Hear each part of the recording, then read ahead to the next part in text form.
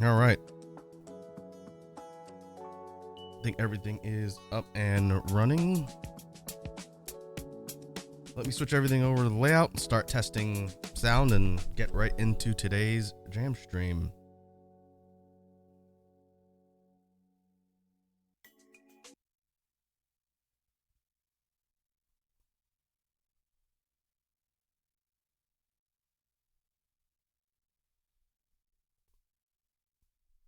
I think that'll do. I put a real quick loop together for just some intro background music while I'm talking here. So I'll put that on now and then kind of get started.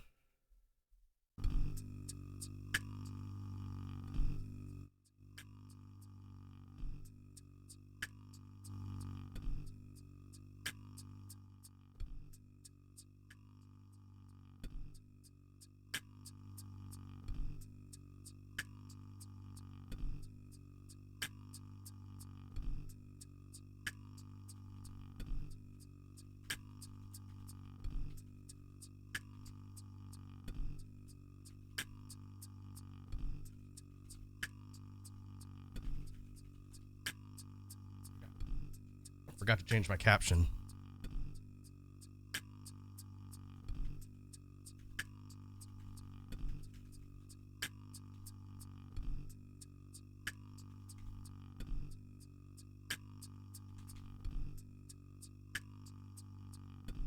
There we go. I still had it set to art.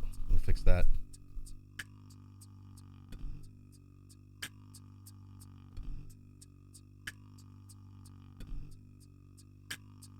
All right, so it has been a couple weeks or so since the last time we did a jam stream. I did do some thinking during the week about some stuff I wanted to talk about from a sound theory and technique perspective, and I did come up with a topic follow-up that I think would be interesting when it comes to using beatbox technique and sound techniques to put together patterns and routines. Something we've talked about a little bit before, which is the concept of layering, and maybe a bit more of a kind of explanation and application of how layering and layering techniques can work for beatboxing. I know we talked about it before. I wanted to build on the previous discussion. So after we get through warm up, then I'll probably spend some time in the sound theory part of the stream today talking about that. And then we'll see how long that takes. Maybe try and employ some drills. I haven't really spent a ton of time on explaining practice drills and drill technique, so I'm hoping to do more of that to give people ideas or examples of how to practice if you're looking to get into beatboxing and apply some of the things that we're talking about in the discussion.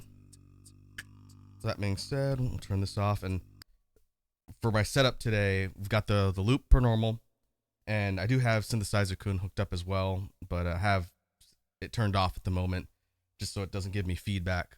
When we get into doing some BGM stuff, I'll turn it on, and then like we've done in the past, I'll run through different ideas, put things together, and have to turn my mic boost on and off so I'm not recording with distortion. But that should be everything for the moment. So I'm going to run through some warm-up drills, get the blood flowing. I woke up more than an hour before the stream today. I'm still drinking my lunch.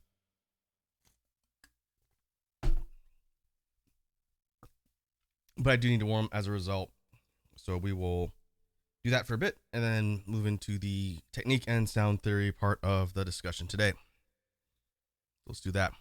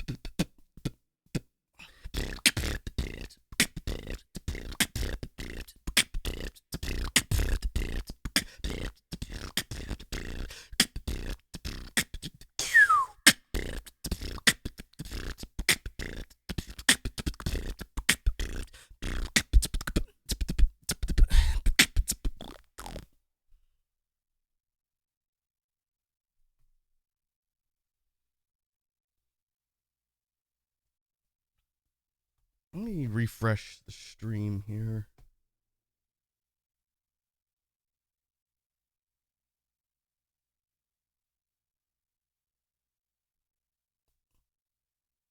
Hopefully it'll update my caption. I did it right at the top of the stream, but I forgot before I went live. Hopefully that updates so that it doesn't still have me on art. Let me check one thing.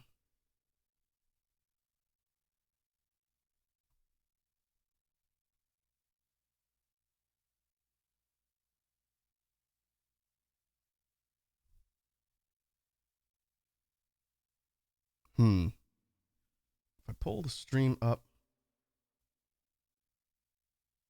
just on Twitch, it still shows art. Maybe it'll update later, but I have everything plugged in. And maybe it's just lagging and it'll show up later. Okay, that's fine. We'll move on for now. I'm not going to worry too much about it.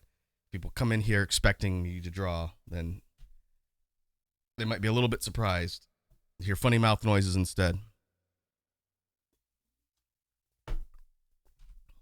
All right. So I think that'll do for warm up. I could still kind of tinker around a little bit as we go, but I don't need to spend a ton of time on warm up for what I'm going to be talking about here. So let me change my caption again to on here on OBS. We'll stay with sound theory for a bit. This is what I wanted to talk about.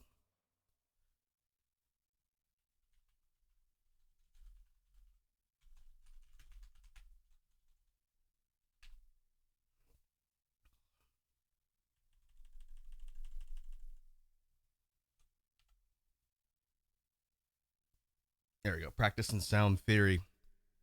So like we usually do on these jam streams, I like to bring a topic or an idea or some sort of work in progress concept from the general sphere of beatboxing to discuss with all of you folks hanging out on stream as a way to kind of, one, present information that I think is interesting to talk about and stuff that I'm actively working on myself, and also to give people who might be interested in learning beatboxing or getting into it some things to take back as practice concepts or even techniques or things that break down beatboxing itself. So it's kind of like an informational thing for everybody.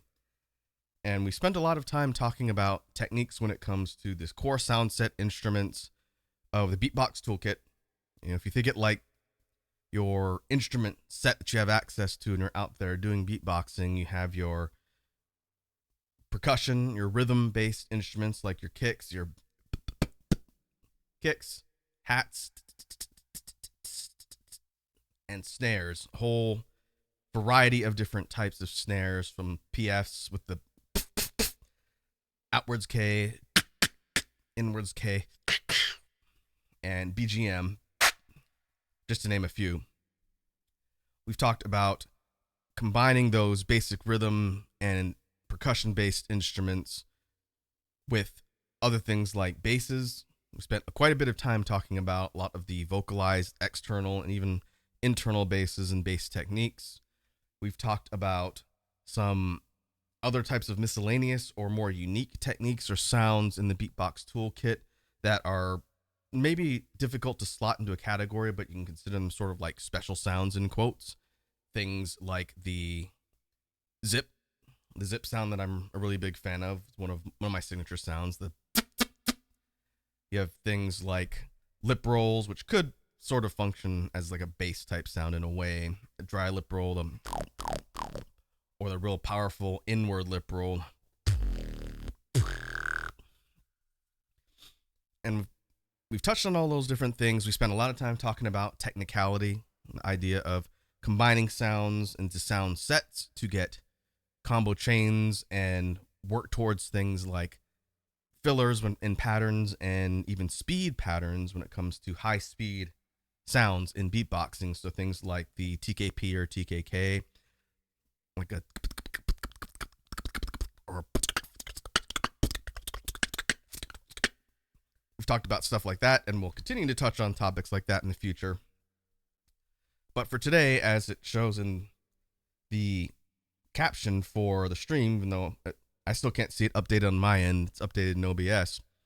The concept I wanted to spend some time talking about today for the sound theory part of the discussion is revisiting layering. And so beatboxing is somewhat of a unique type of art form in that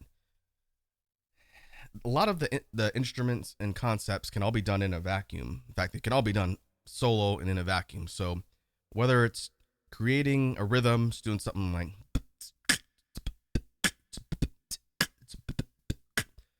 simple empty rhythm, and forming your patterns, and if you're structuring into a routine, you would think about ways to build out that rhythm and add things to it like technicality fillers or fills. You would maybe do tempo switches. You'd think about ways to sort of build out that bass rhythm so it's not just drums. And a good way to do that would be to add bass to it, maybe adding in a low or mid-range throat bass to that rhythm at the same time. So again, it's more of a full song instead of just a rhythm. And you might just do something simple like and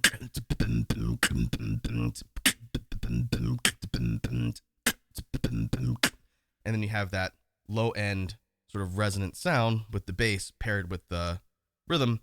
And then you get even more advanced and maybe adding things like synth type sounds and all sorts of other things to build out the complexity. But the thing that's unique about beatboxing is, due to the way physical anatomy works, there are some constraints that limit what you're able to do simultaneously, because one, you only have one series of air channels that you breathe through, and two, your mouth, lungs, throat, all the different components that are making these sounds can only do so much at once. You can't, like, for example, sing two different basses at once unless you do a polytype sound, which is an entirely different technique. But you can't do a throat bass and a vibration bass at the same time because your vocal cords can only do one or the other. Likewise, if you're doing a rhythm and using throat bass normally, I'll try and explain this as clearly as I can. If you're doing like the example I did, where you're doing the bass interspersed with the rhythm, so it's going,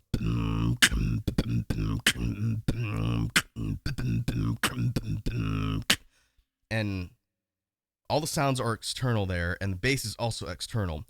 You can't really have the bass be a constant sound because it's being broken up by things like the kick. It's being broken up by things like the hats and the snare specifically, because all that is external. Your airway coming out of your mouth is making all those sounds. Thus, the bass sounds like it stops, and it does stop intentionally the way I constructed that sample. And you hear it stop, and in between, everything is sort of staggered in a way where it doesn't sound disjointed. And as you get better with beatboxing, the ability to have all that seem very seamless can fool the listener, someone who doesn't know beatboxing, the ears of the listener, into thinking that you're doing all that stuff simultaneously, when in reality you're doing it very close together, or you're kind of staggering in a way where it doesn't seem awkwardly start and stop for different parts. And that's a little bit of a challenge to learn, especially in the beginning when you're just trying to get the sounds to come out consistently and be able to control what those sounds do. But as you sort of build proficiency, you get a lot more comfortable doing things like adding in basses in different spots and tweaking the different techniques and going for like really low end basses, like a vibration bass, or transitioning to a vocalized chest when you want, and then slotting all that stuff together. That's not really a new concept. We've kind of talked about that a lot here. But when it comes to layering, as we're going to discuss it today, one thing that I've been practicing a lot, and I'm not terribly good at it, not compared to some of the pros out there in the scene, but the idea of adapting the melodic bass or any sort of vocalized sound to be layerable with other things by doing them slightly different than the example I just did. And so that's what I want to explain and talk through today, because it's a fascinating technique and it's difficult to do, but the concept is very simple. I think anybody can start off learning just what I'm talking about here, and I'll try and approach it from a couple different angles. So if people who are watching this later as a reference, trying to build out their techniques in beatboxing, it'll be kind of a good pointer and hopefully get people on the right path to kind of building that complexity and skill set. So that's my goal with this section for talking about sound theory. We'll see how well I explain things. It'll probably directly be correlated to how many questions I get in the future about this particular topic. But going back to the example, again, I'll try and do the sample beat consistently so I'm not having to sort of change every time. But real simple hip-hop-ish type beat with a low throat bass mixed in. And again, that sounds like.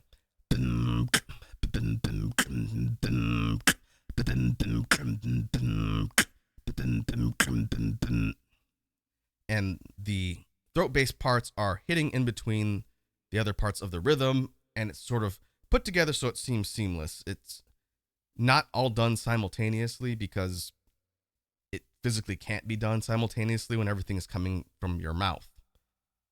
But again, to the ear of a listener who might not know a lot about beatboxing, it might seem like everything is being done at once because everything sort of fits together cleanly as a sample beat, can be put together.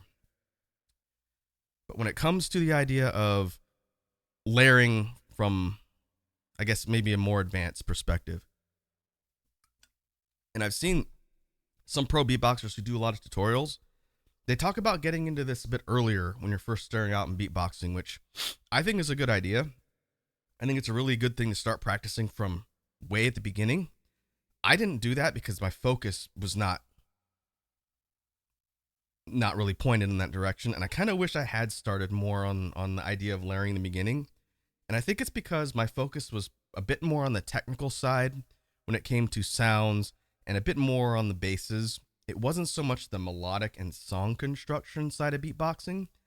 And I know everyone's focus is different, and I'd be curious to pick the Prince's brain on this because he's more of a melodic beatboxer than me. Probably, in fact, I've heard him sing. He sings better than I do. But his construction in beats is a lot more melodic and song focused as opposed to technical focused or bass focused, at least from what I've heard. I've never sat down and jammed with the guy before, but everything I've seen him do in his content seems to put more of a focus on the kind of song and melody side. And so what does that mean for the concept of layering? So the main thing I want to kind of communicate in explaining this today on the stream is the idea of humming as a technique for layering. And this is something we've talked about before, but I wanted to build on the previous discussion, and it's been, I think, probably like a month and a half anyway. But hopefully, by the time I finish explaining this, it'll make sense as to how using this layering gives you more options to build your complexity and give more tools when it comes to creating more complete music and songs as opposed to just being able to bust out little quick snippets here or there. So that's the goal. We'll see how successfully I do that. And so the concept of humming is very elementary in, its most basic form. Anyone can hum. All you have to do is be able to make a noise with your voice, unless you can't sing at all or can't generate any sort of vocal cord sounds that would be singing. Anyone can hum. And, basic example, if you just say HM with your lips closed and you stretch it out into a note. Again, trying to explain the concept of humming might seem kind of, condescendingly elementary, but bear with me. So if you take a hum and you just go and just do it as naturally as possible, you could feel where the sound is sort of coming from in your vocal cords, and if you're just doing it normally, it's probably just sort of hitting your closed lips, and that's where the sound is stopping. The majority of the noise is coming from your nose, and you can tell this by if you go and then you close your nose, the sound should stop. So just for example, the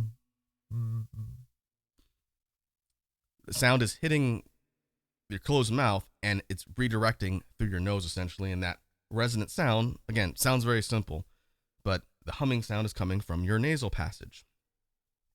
Now in beatboxing, you can create sounds this way when it comes to basses, and how you sort of change your mouth positioning and where you're directing the sound changes the way the sound comes out in a way, but also changes what you can do with the rest of your anatomy. And that's what I'm trying to get across here in this explanation. So just to start, when I was thinking before the stream, the best way to sort of demonstrate this, and I'm going to guess as far as this explanation. And again, if people don't understand what I'm trying to say, then by all means, we can talk about it some more later. But in humming, as it relates to beatboxing and layering, what you want to do is push that sound, not necessarily from a force perspective, but you want to push the direction of the sound as directly as possible through your nasal cavity so that it's coming out. And that takes a little bit of manipulation with your tongue and the way your mouth is structured. With the humming example, just a hum, that is a pretty neutral type sound. So if you just sort of raise your tongue a little bit as your mouth is closed and just focus on the sound coming out of your nose, it's going to get really kind of nasally. And that's what you want in practice. So from just a hmm to more of a hmm. And all I've done is raise the back of my tongue a little bit to sort of push the airflow into the nasal cavity and the sort of upper connection of your sinuses in your throat. And it, like I said, it makes it more nasally, and all the sound is still coming from your nostrils, but it's pushing it just a little bit. And what you're doing is you're kind of forcing the sound and this airstream up and over. And it's very subtle in the beginning, but you can really kind of push it to be more natural and be able to do it on command when you need to. And so again, the sound changes from just a hmm, that's tongue down, neutral, with mouth closed, from a hmm to a hmm.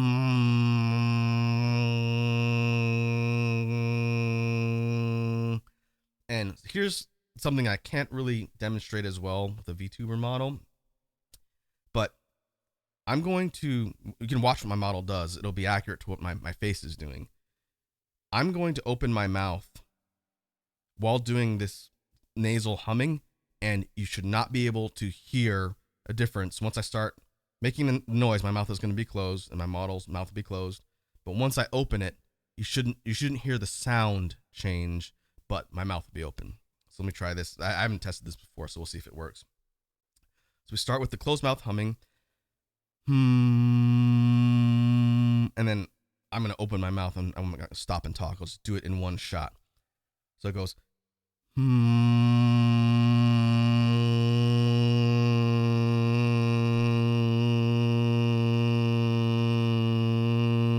the pitch is going to, it warbles a little bit. That's not the point. The point is the way the sound should be coming across on the mic should not change from the moment I start humming to the minute my mouth opens. And this is a really, again, elementary demonstration of controlling the sound and airflow so that it's controlled and going in one direction through your sinuses and not out of your mouth. And the reason why that's helpful for layering, to get to the point of even bringing this up, because, you know, it could be a cool party trick, I guess.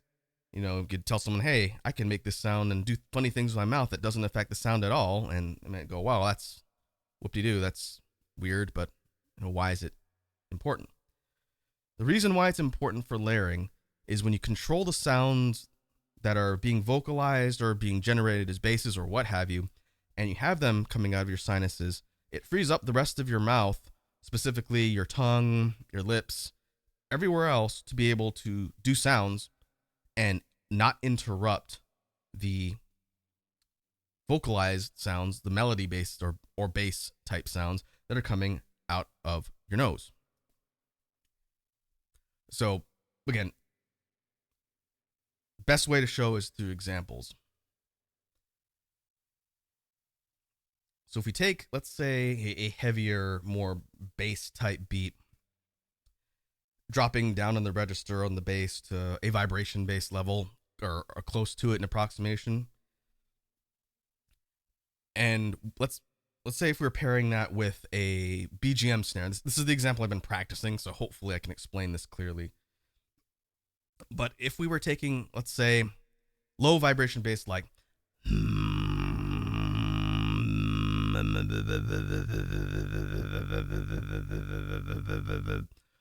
and we combine that with kicks, hats, spit snare, BGM to create something, and then we do everything through the mouth as close and layered together as possible.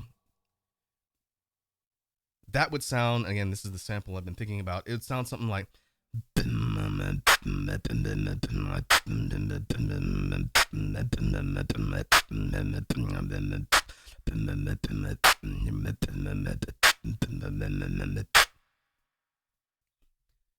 and sounds pretty standard based on some of the types of stuff I've done in, drop a beat and everything else. Seems pretty straightforward, nothing too out of the ordinary. But just like the very first sample beat I did with the upper register throat bass, everything's being done through the mouth, the bass, all the instruments, everything. And you could tell if you listen carefully that the bass is breaking up every time I've got to either do a kick or if I'm doing the snare specifically, because the BGM snare uses your lips and air pressure. So you physically can't normally, I'm not going to say at all, but normally you can't do the and at the same time if you're using a little bit of mouth pressure to create the snare. And I'll explain the difference when I get there in the example. But if we take the bass and we force it through the nasal passage and separate it from the mouth, and we do a non-mouth pressure spit snare, which is, mine sounds a little bit weaker because it's done with pure lip strength and none of the mouth pressure. We could take the sound and re-layer it so that the bass is constant and it's broken up. It'll still be broken up ish by kicks. I'm gonna try and do a non-breath kick too as well. And you combine that with the non-breathing spit snare to get a more continuous sound and song. So this is what I've been practicing during the week to kind of explain it here. So we'll see if I can do it on my first try. And again, version A of the sample beat.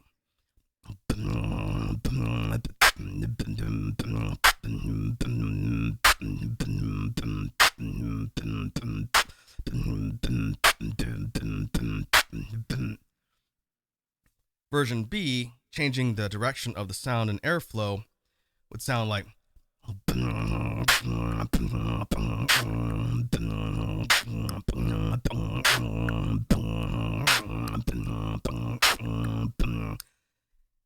and it's, again, kind of simple, and it probably sounds more or less almost identical to version A from version B, but the bass is less interrupted, and because it's all going nasal, and when I stop to do like a breath kick every once in a while, that's what's interrupting the sound, but it sounds a lot more seamless. And when you practice it, you can get it to sound even more kind of natural and seamless.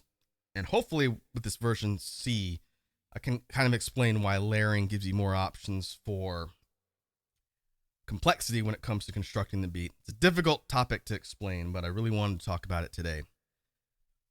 So if we take the idea of layering the bass, pushing it through the nasal cavity, combining it with the kicks and a non-breath spit snare, we can also add in clicks as additional sounds that are going at the same time of everything else. The end goal is to have everything as smooth as possible, but have many sounds going to confuse the ear of the listener and impress them, in theory. And so the additional factor to add into version C would be tongue clicks, which is something I've been practicing a lot so that it is timely and topical.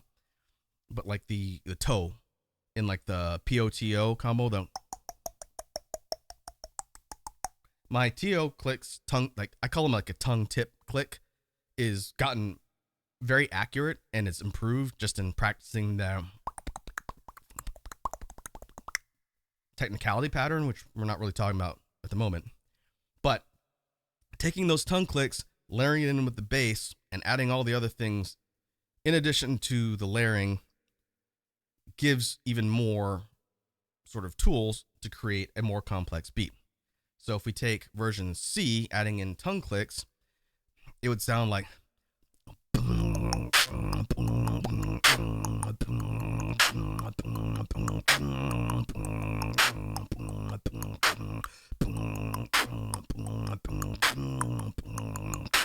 I slightly changed the note progression of the bass. Not really the point. Doesn't matter.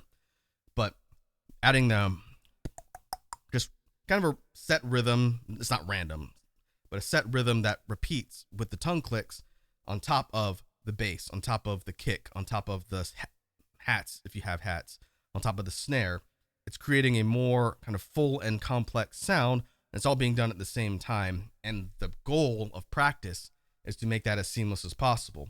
So when you're controlling the bass and trying to keep it constant, that's the end goal. And I'm not super proficient at it yet. It's what I've been practicing and I'm getting better.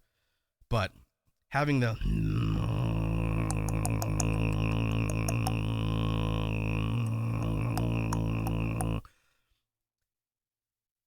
what I found is helpful, and this transitions into the idea of how to drill and practice for this.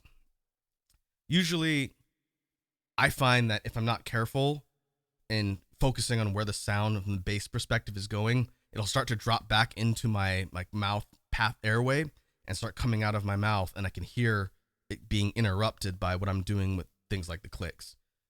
So if someone were to ask me, okay, how do I practice layering? What's a good place to start?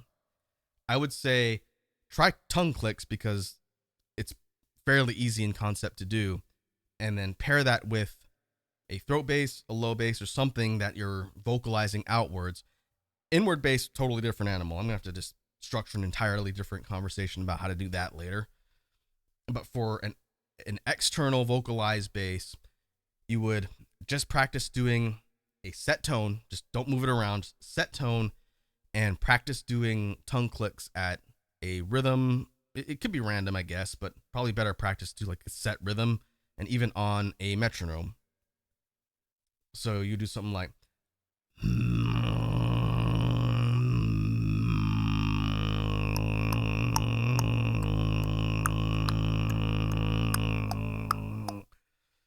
and because it uses a lot of air, chances are you're gonna have to stop and breathe frequently, which is fine. The point is to just get used to doing the sound and then pairing the clicks with it and not have the two interrupt each other. Because if you could do it completely vocalized through your mouth too. Clicks are good for that because it doesn't really matter. But when you're pairing it with snares, being able to have your mouth airway completely free to do that stuff is a lot easier, because you could do it completely vocalized through your mouth and still do clicks, I think. So if it was that's harder to do. Maybe not for like a throat bass, because the yeah, I automatically by default, just when I do clicks, because my tongue comes up, I automatically from the back of the tongue direct the sound through my nose by default, because I've been practicing it that way for so long. So that particular type of bass probably can't be done through the mouth and with clicks at the same time. At least not the way my brain is wired. I'm sure it's possible, but it's not the way my brain functions now that I've trained it to want to direct things from a sound perspective and basses through my nose and then everything else through the mouth. So again, the drill would be just doing, and you don't even have to do a bass. You can just do a hummed note where it's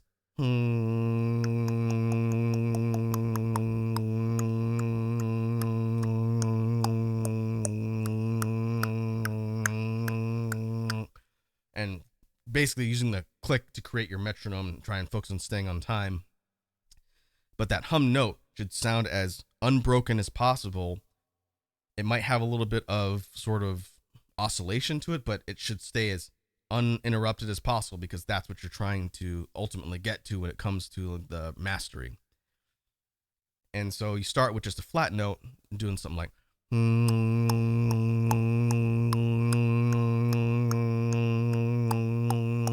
pretty simple. I think most people can probably do that within a day of just practicing it, figuring out how to sort of use your tongue to force the sound and air to go through your nasal passage.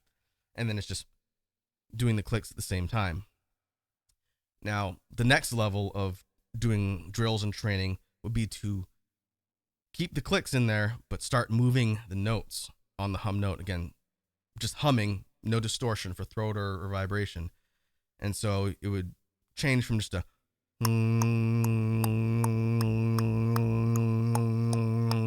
to a note progression of sorts. And it doesn't have to be set, but it's going to train your brain to multitask, because you can kind of turn your brain off when you're just humming a flat note.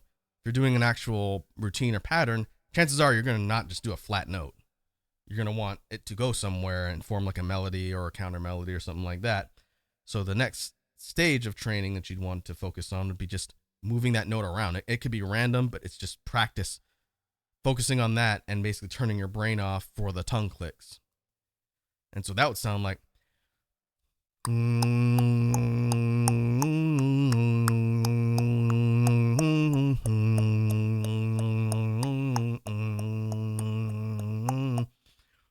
then, you could do things like move the notes around and start varying up your rhythms on the tongue clicks. So you're basically kind of splitting your brain cells into two different things and trying to focus on doing two different complicated things at once.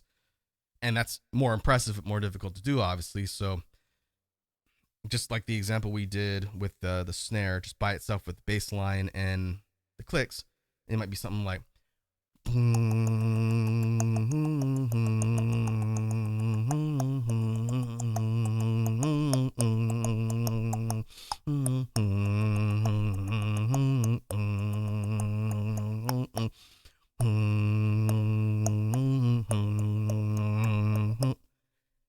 and again, sounds relatively simple in concept, but that is not easy to do if you haven't been practicing it.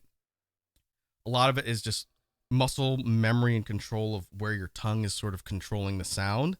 And then from there, it's just adding things together. And that's how you go from a more disjointed type of sound, everything's coming from your mouth, to a more layered sound where things are being meshed together more seamlessly and more simultaneously to kind of, again, build the complexity. And, you add in things like your snares. Snares get kind of complicated because not every single one of them can be done without mouth pressure. The BGM is the best example because it works that way. So, for example, my regular BGM sound like this. It's using mouth pressure and lip pressure to create that burst and that sharp, like clap type snare. Sound very forceful, very sharp, great on a mic, really useful, one of my favorites. Just in combining it with a layered setup, I have to basically take the mouth pressure away and almost make it 100% reliant on the lips. And it causes the sound to lose a bit of its force. So again, regular one, non-mouth pressure one. They're pretty close, and I've been practicing the non-mouth pressure one, trying to build lip strength so that they sound almost identical. That's the goal. Because if you combine that with the layering and you can just do the BGM snare on its own, it frees up the rest of your anatomy to do other things. And that's hard to do. It's why that's the version C sample one I showed was structured that way, because it's the one that I've gotten to work the best. And two, it's fairly difficult to do. So if I can get that, I feel I can get the more simpler ones. And again, just to recap, that one sounds like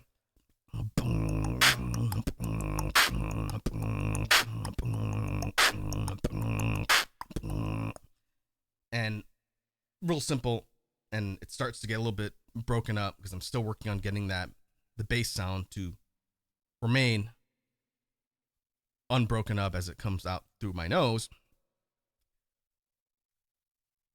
That's the one I've been practicing the most, and I'll continue to sort of explain and check back on that one in the future as like a benchmark for the discussion on layering, because it's something I want to continue to talk about off and on, because as I get better, I feel like I can explain it a little bit better too, but we'll have to see. I guess before we move on from the whole layering discussion, because I kind of want to talk a little bit more about drills and other stuff too.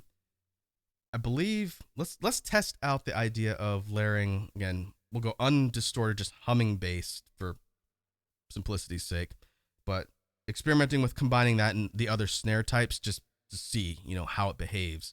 Because I didn't think about this as part of the discussion, but I know it'd be a really common question someone could ask as far as, well, you showed roughly how it works with the BGM, but what if you combine it with something like a PF snare?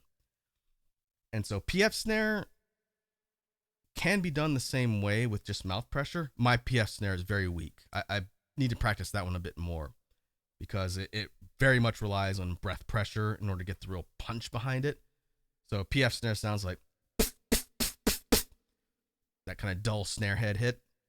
Really good basic snare that most people learn at the beginning.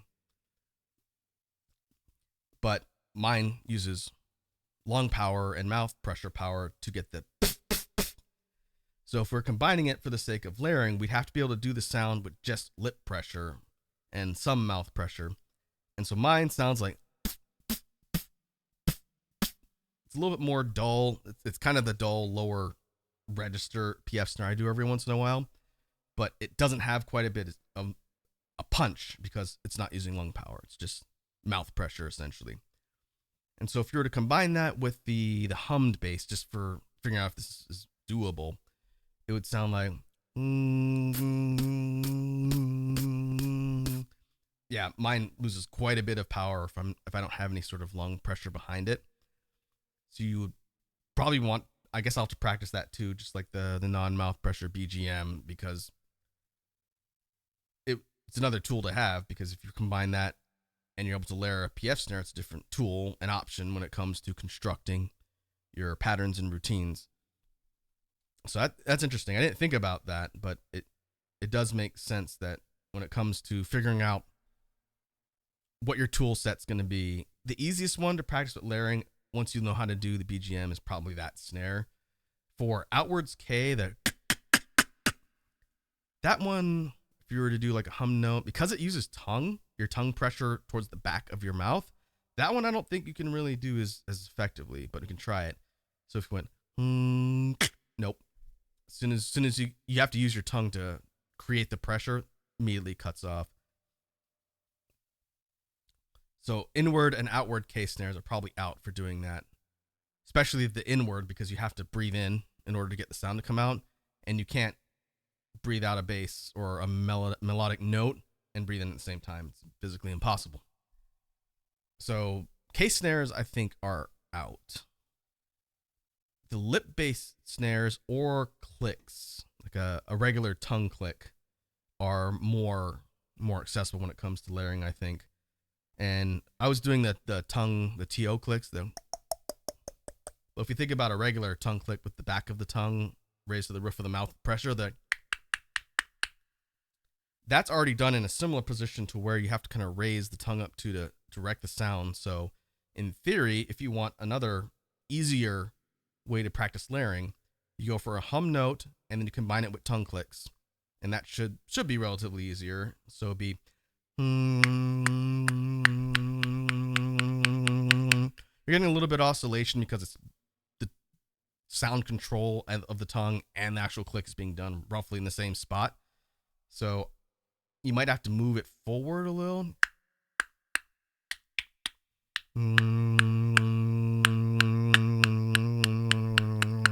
Yeah, you can kind of play around the position of where that click is, since it doesn't have to be the back of the tongue that's making the noise.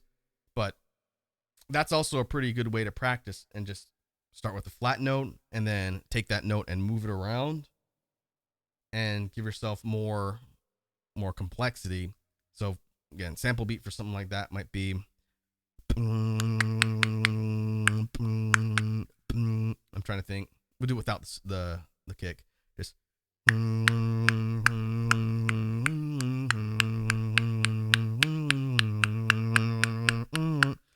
and then, moving the note around like that while just being able to get the click to come out at the same time is same layering concept we talked about before. Maybe a little bit easier. I think I didn't think about the basic tongue click. I think anyone can do that.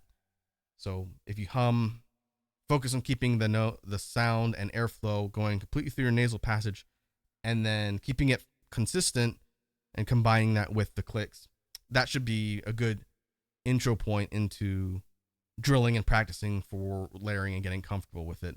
And then maybe from there you move on to doing a vocalized distorted bass instead of just a hum.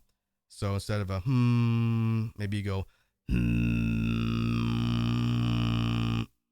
and so doing that exact same sample with the clicks, it would sound like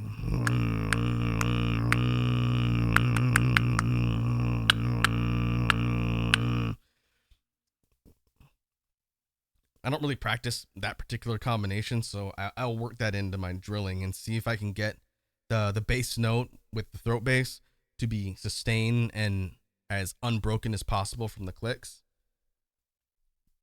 So that'll be something to check back in again when we discuss layering in the future, because I don't practice that at all. So I'm gonna start and I'll see if I can improve that a little bit.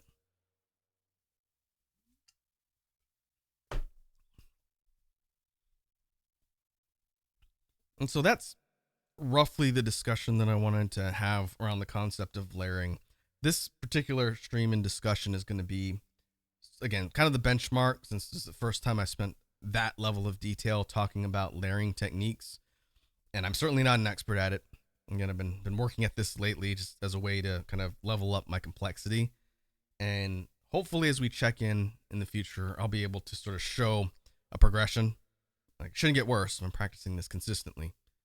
But if I come up with other ideas or techniques that are going to make it easier for someone to apply the concept of layering, like melodic or bass type sounds with the other technical pieces of the Beatbox toolkit, I'll definitely structure them in this technique and sound theory discussion so that people can hopefully use that as a way to practice, and it'll hopefully improve practicing for people. We'll see. And this was a bit of an experiment today, since this is not a topic I've researched a ton, but I wanted to present something here for the sake of sound theory discussion, because it's a pretty useful tool in beatboxing. And I don't hear a ton of tutorials hit on it at length. I'm sure they're out there, and I haven't seen them yet. But when talking about creating quote unquote songs and more fleshed out things with beatboxing, you don't hear layering come up super often.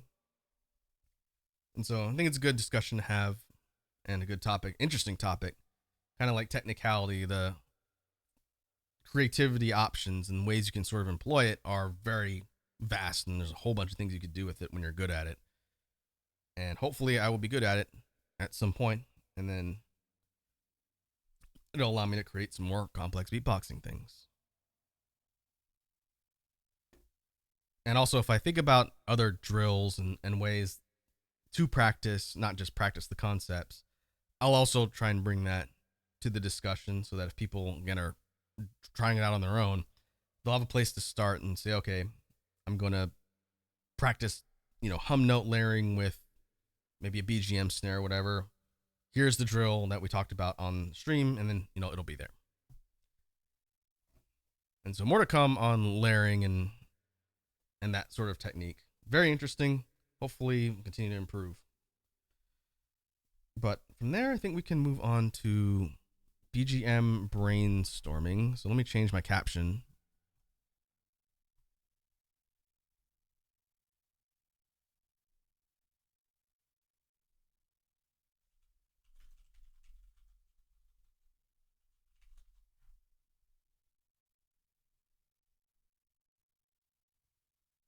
And we will keep that there for a while. Probably the remainder of the stream will be tinkering around with some BGM ideas, and we'll see what we can come up with. So to give sort of a project status update for anyone who might be curious when it comes to what I'm working on, this week was a big week in recording. I spent a lot of time, many hours this week in the recording studio, capturing stuff that's been saved on my loop, stuff that we've been tinkering around with here on stream, and stuff I've been tinkering around with off stream. And the big focus has been capturing the last of the tracks that are going into the BGM 3.0 project, which is due out in a couple weeks. I might submit the request to streaming platforms next week, because I know it could take about a week or so, depending on how many tracks for them to post on Spotify and Tidal. The tracks are recorded. I need to finish tagging them and organizing them, and then get a Bandcamp post for the actual release done, which won't be that hard. But the BGM 3.0 collection is more or less finished. All the difficult parts are finished. There are 12 tracks, and this is across maybe the last year and change worth of jam streams. There's been a lot of them. And I cut the list down from about 14, 15 to 12. There were some that were from the old streams that are functional, and I'll probably use them for something else. But I felt like they were either a little bit too rough or primitive, or didn't fit with the rest of them. And so I cut them. And I reduced the track list to 12. There is a decent mix of tracks on that release for BGM Collection 3.0. Some are pure synthesizer-based tracks using Synthesizer Kun here. And some are more beatbox type sounds. And some are a hybrid. And I don't know if I'll probably continue to tweak the track list until I'm ready to send the request to release these tracks on streaming. But I tried to sort of mix them up so that not all the beatboxing ones are just in a cluster on the track list, and not all of the more synthesized ones are separate. I tried to kind of weave them together. Hopefully the sound isn't too jarring, because there's a bit of a difference. But it is interesting compared to BGM Collection 2.0, which I don't know if that featured any synthesizer tracks. I honestly don't remember off the top of my head. But that one was a lot more beatbox sounds looped together, interspersed with effects, things from the loop, just like we do here on the streams. And as of Halloween last year is when I started using the synthesizers, so anything created before that wouldn't have it. And so since we've done a lot of work with the synthesizer from then until now, a lot more of the tracks are, I think, a bit more polished and have a more refined sound with the synthesized instruments. But again, you're going to see a mix for the BGM collection, and I'll try and structure the track list in a way that makes it sort of seamlessly fit together and not seemingly jarring, jumping from one song style to the other. But I'm pretty happy with the way it turned out. The cover art is done.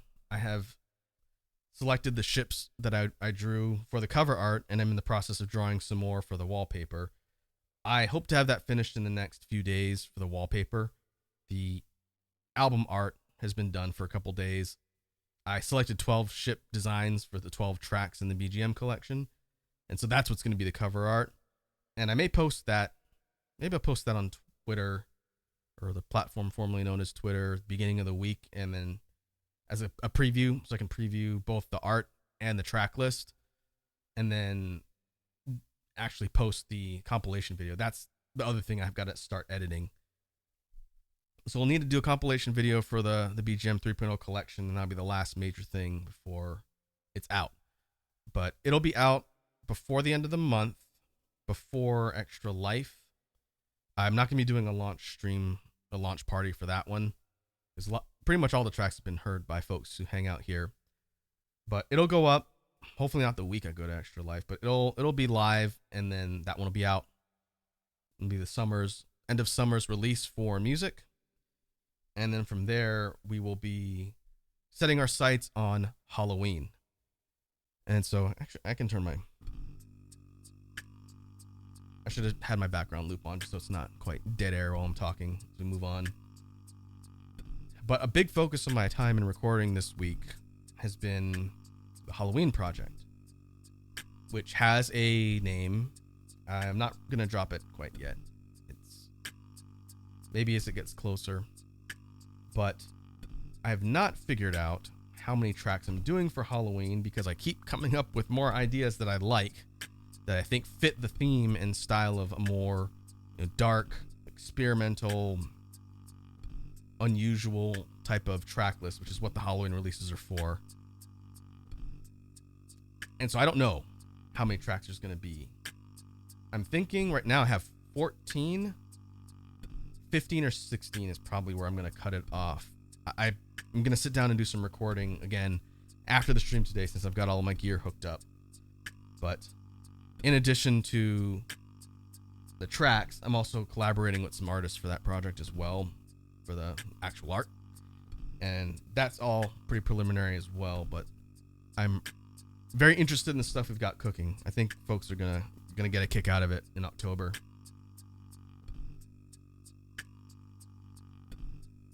And that is the next immediate project that I've been working on. But there'll be more to come. Maybe we'll do some preview stuff down the road, or maybe at the end of this stream if we have time. Hey, Kondo Hurling is here. What's up, Kondo? How are you doing this Sunday afternoon? What day is it? Sunday? Welcome to the Jam stream. We are getting ready to do some brainstorming of ideas for BGM tracks. So welcome, my dude. I was just going over some project update stuff that I'm actively working on for the short term coming up, since I like to at least check in on the stuff that I've got cooking so people know what I'm working on. I don't know what I was talking about when you jumped on, so feel free to let me know the last or the first thing you heard me talking about, because I don't want to repeat something that I just already said if you already heard it. But in a nutshell, 2 music releases coming up. One this month for the end of the month, and then Halloween. Those are the 2 that I'm working on getting finalized in the short term. Something about working with another artist. Yeah, I was talking about the Halloween music release. I am collaborating with an artist for the cover art and a different artist for track art. Both of those things are still in the prelims. Been talking to folks this week, but what I'm hoping to do on the major releases going forward is collaborate with more artists to, 1, support independent artists out there in the field, and 2, be able to get more polished products that can be done way better than I can draw. I can draw okay, but for things like Halloween, I have some specific ideas and themes in mind, so that's why I sought out the artists that I've been talking to. And maybe I'll tease album art for that at the beginning of October. I don't know. I think I'll have the art relatively soon, in the next probably few weeks.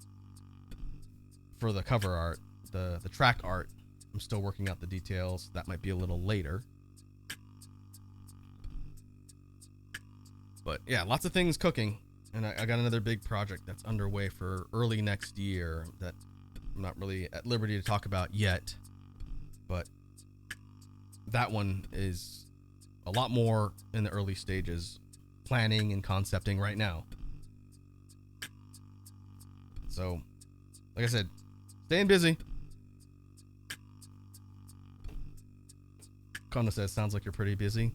Yeah, it's interesting because due to some real world conflicts this last week, I was supposed to stream Thursday with Street Fighter, but I got stuck at work and couldn't get out early, and so I ended up having to cancel that stream.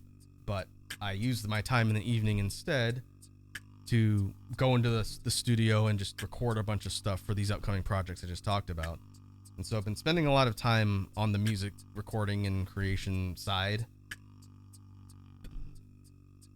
It just doesn't translate to content, so I'm sure people are wondering what I'm working on, hence the need to just talk through some of the updates. You know, life gets in the way, but I am working on stuff.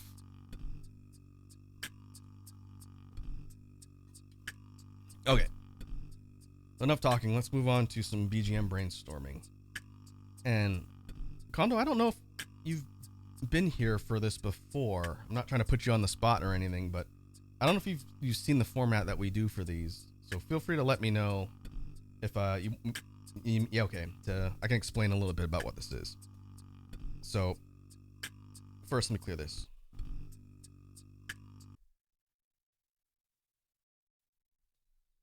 All right. So what I've got hooked up to all of my gear for streaming, and again, I don't think I've explained this, so this is just a background, just so you understand the different terms and it doesn't sound confusing. I have an instrument hooked up to everything called a loop station. And I don't know if, again, let me know if I've already explained this so I don't bore you to death, but my loop station is the main instrument that I use whenever I'm doing beatbox stuff. And this is the RC505 Mark 1. And it is hooked up to all of my sound equipment and OBS stuff. It's my sound device, but it's also my instrument device for recording the stuff on these BGM brainstorming sessions. So to demonstrate what this thing does, it is a 5-track loop capture device, loop and playback capture device, which is incredibly powerful. I've been using this thing for like 2 years, and I'm still learning a lot of the things it does. But when it comes to beatboxing and the stuff that I do here, if I capture a real quick rhythm, let's do something like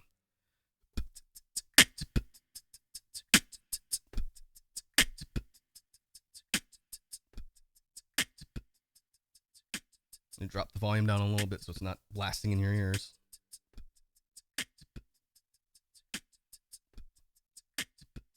When I record an input onto a track,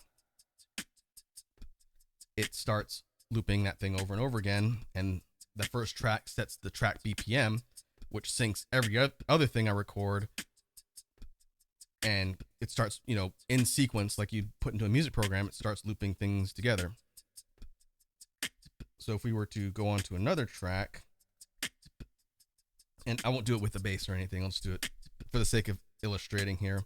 If I wanted to do like a bass type sound on another track to pair with this, it would sound something like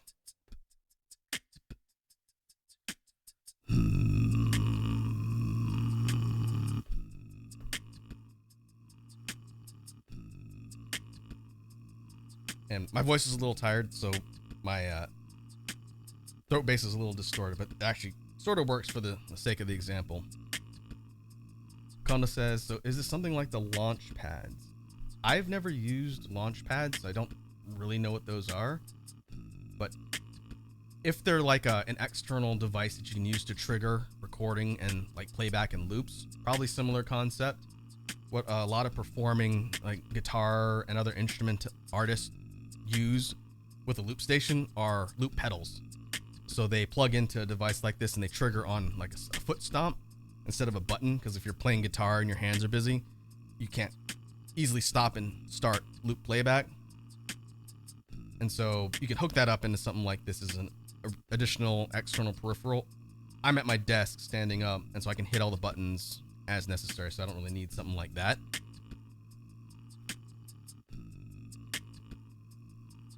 Okay, you program sound to each button. You can use wide range of things musically, like a drum machine, like a multi-button drum machine where all of your inputs are like a recorded sound. Same concept with a loop station, but here, I'm gonna stop this for a sec. Unlike a drum machine, which I don't know how you sequence it to play, because I don't have a drum machine, but the loop synchronizes everything to the BPM as you record stuff. So think about it like recording one layer of a track and have it repeat and keep going. And then you record the next layer of the track, have it repeat and keep going. And you keep adding things to it. But in addition to that, the loop station has all these effects, presets, instrumental things that tweak the sounds, either as they're being recorded or as they're being played back. At the input level, it changes the way things record into the loop and then they start looping. At the track level, think of it like putting an effect on the whole song or individual tracks of the whole song. You can kind of do either or. So again, this is kind of an intro into loop station, but hopefully it makes sense. If I start looping just the simple beat and bass line that we were doing before, I'm going to up the volume a little bit so it's going to get a little loud. And then we add a filter track level effect. Sounds like this.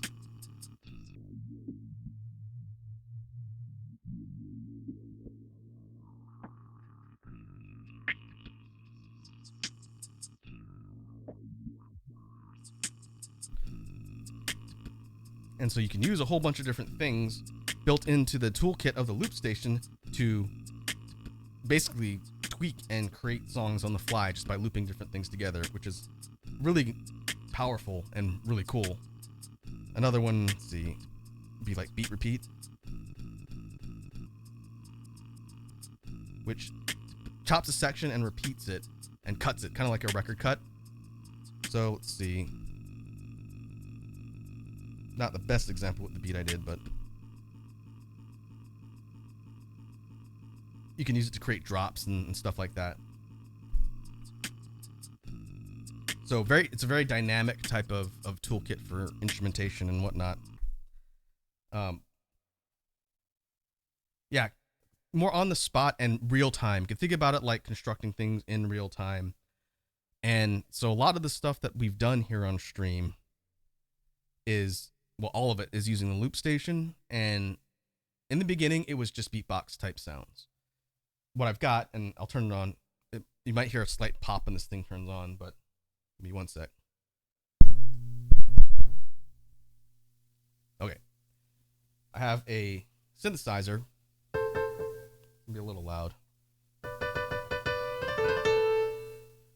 Hooked up to the loop station via aux input as well.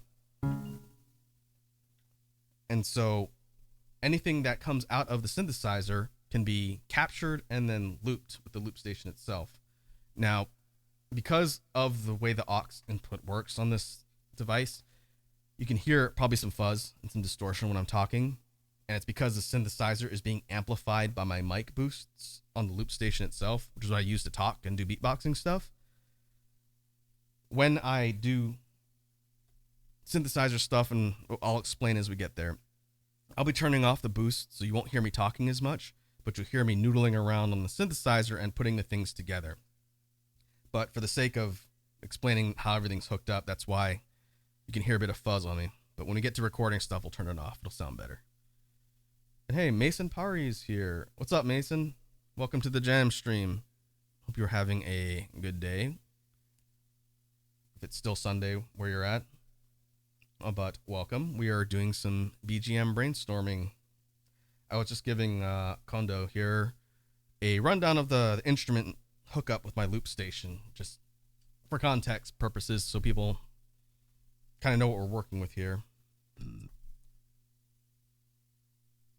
But let's see. Maybe, let me save this.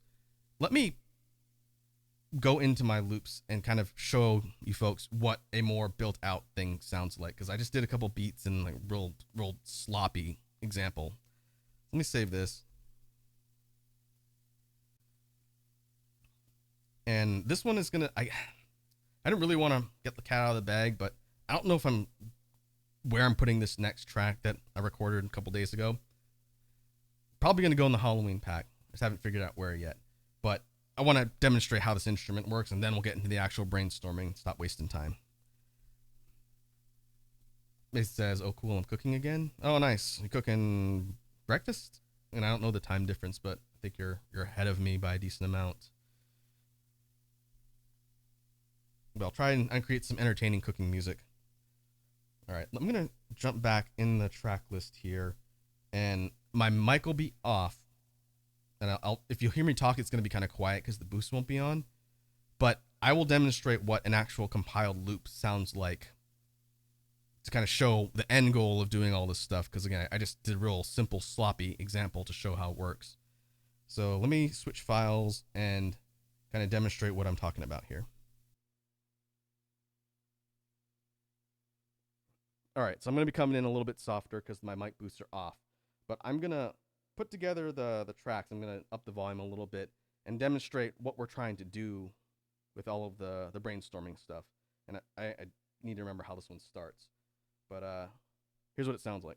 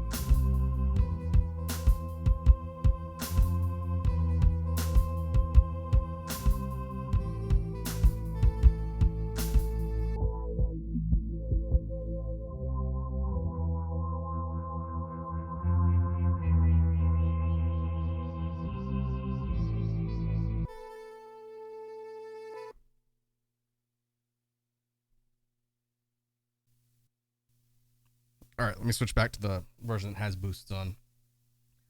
So, real quick and dirty kind of demonstration of how all of the tracks fit together as they're captured and looped, and the end goal of creating an actual, quote unquote song.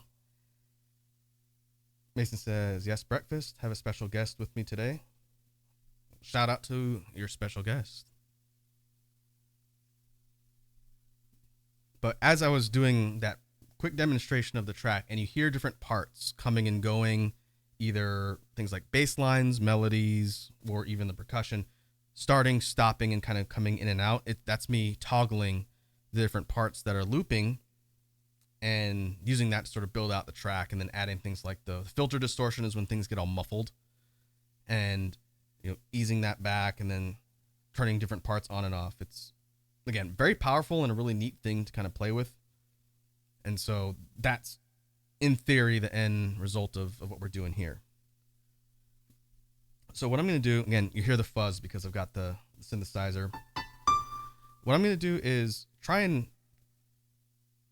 do this in real time.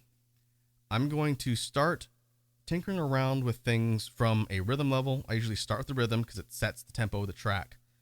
And then from there, I will add usually bass line next, and then start messing around with things like rhythm.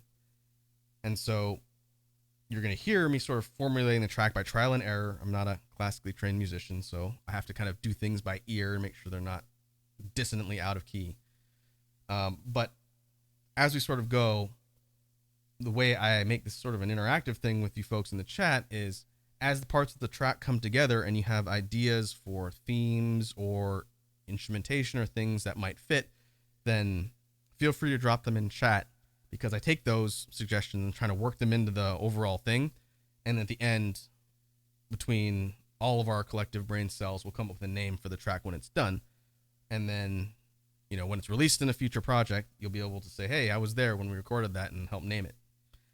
And so what I'm going to do is I'm going to turn my boost off and start constructing the different bits of the track, and we'll see what happens. Maybe we do something in line with the Halloween sort of project theme, and maybe we'll come up with something that I can use. If not, future project. Kona says, I don't have a lot of those cells available for use. Well, if any ideas come to you as far as things to tweak, then that's all we really need. If not, feel free to sit back and vibe, and hopefully we'll create something cool. So let's give it a try.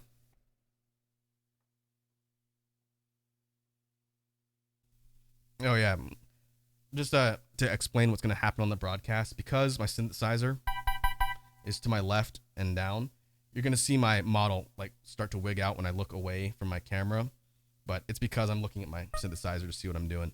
And so my model's probably been doing all sorts of weird stuff, but you should be able to hear what I'm doing on the loop. All right, let's go.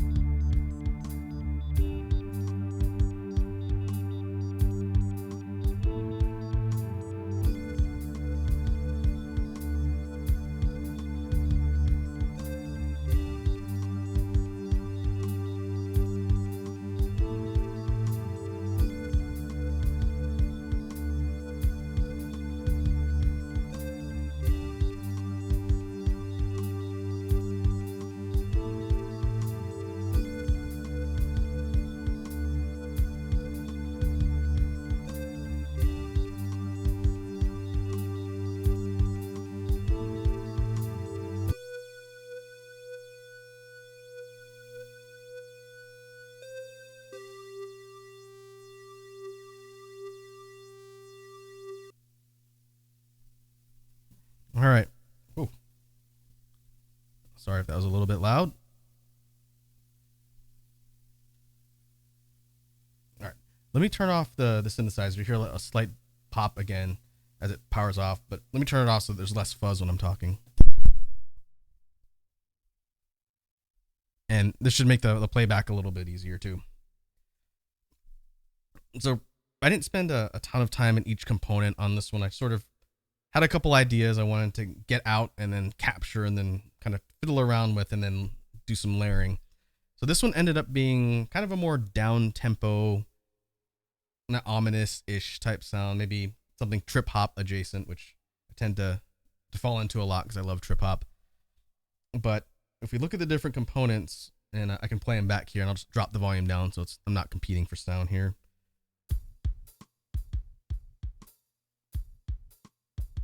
The bass rhythm, fairly simple. It could probably be built out maybe a little with some more instruments.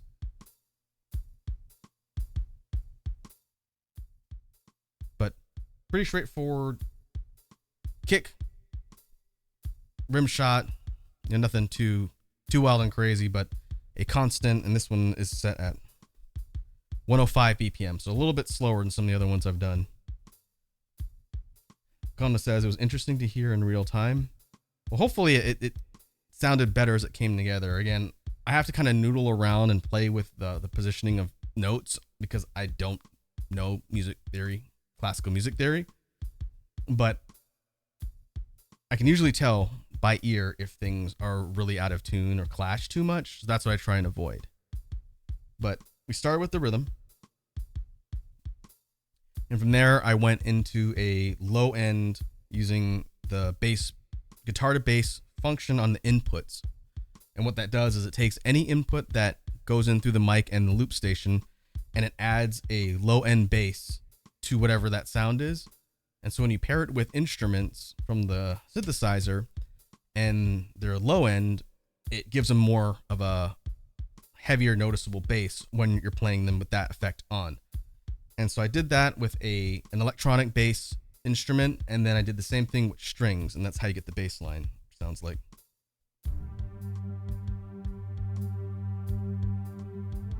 Okay, there it is on repeat.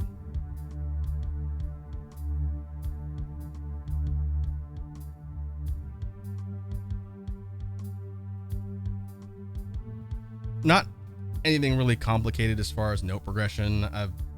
I wanted to keep it relatively simple because I wanted to play around with the high-end melody instruments a bit more. But I also used a combination of effects on filter, and filter is the thing that muffles all the whatever tracks or inputs it's applied to. At a track level effect, that's when you're hearing all the stuff get muffled and muted, but you can also apply it on the inputs as well, and it'll muffle or distort things that are coming in from the external inputs. But the way I have my filter on input track C configured, it's got a bunch of specific settings you can tweak, and I have it tweaked so that anything that comes in ends up sounding like a signal. It sounds like an electronic signal transmission, which is how you get this one.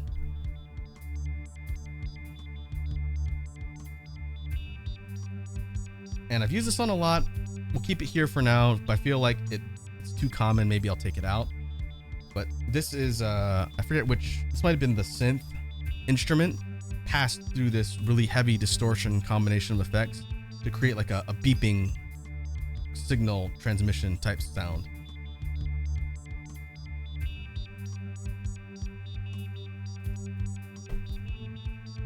Kondo says it sounds like it's in space. Yep, that's the intended effect. So it works pretty well for electronic-ish, like futuristic type sound stuff. And usually I'll underlay it in the background as something that maybe comes and goes, or I'll turn it on and off so it's not distracting to the ear. But from here we have the combination of high ends. So I went for a high synth for track 3.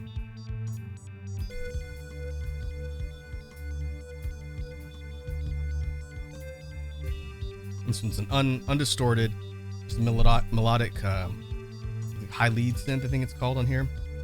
this is part of a series of instruments on my synthesizer that if you tweak certain things with them, you can get it to sound like 8-bit or like old school video game instruments, which is really cool. I'm trying to sort of figure out how to zero in on that because I'd love to do some things that sound like they're chiptune inspired and the like. And then the last part, this is loop track 4. I used a different synth, a combination of different synths to put like a flute sustained melody chord that just goes up and then steps back down and repeats ad nauseum. And that was designed kind of to counter the really noticeably sharp high synth.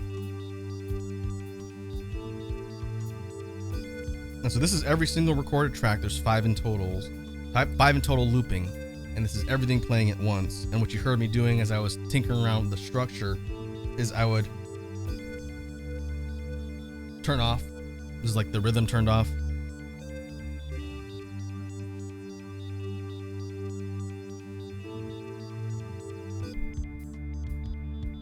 And so you can choose where to start, stop things, have them playing concurrently, playing independently. And that's usually what I will mess around with when I record these for the actual music releases. I'll figure out how the song is going to be quote unquote performed. And then I have everything hooked up to my recording software I use on my computer. And then I just basically run through the entire loop, turning, stuff on and off, having it start and stop. And then I just record it in one take. So I'm not doing it in individual instrument recordings, but I'm controlling all the different levels and effects in real time as I'm recording. Probably not the most professional way to do it, but it's the most effective way I could think to record these loops. And so the final version of this, I'll probably have to think about when I actually sit down to record this one. But that was the first example. And so this one does need a name. And like I said before, I always try and open up the discussion to all the folks hanging out in chat based on what you can hear and any ideas. What should we call this thing? I kind of like Kondo's mention of the space and sort of futuristic theme. I do have at least one other track that has the word space in it. So maybe not something that has the word space in it, but something futuristic, galactic type theme. I'll write down whatever people suggest, and then I'll figure that out for the end if we have multiple ones. But before we move on, if anyone has suggestions for what to call this one, I'll turn it back on and rebalance it while I'm getting my notepad here.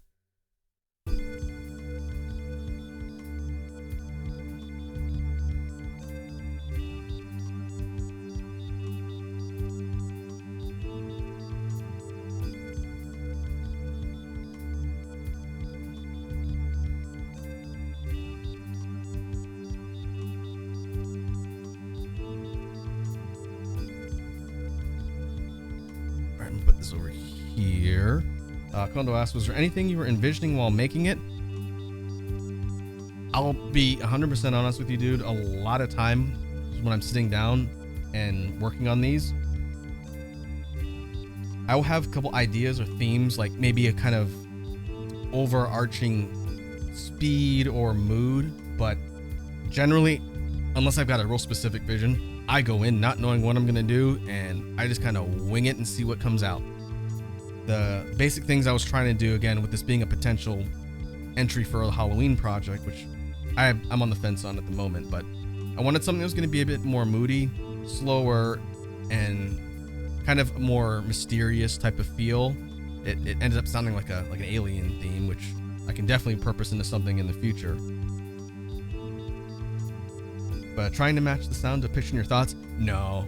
Usually it's like, I've got a couple ideas. Let's see if we can flesh the ideas out into something that actually sounds, functional.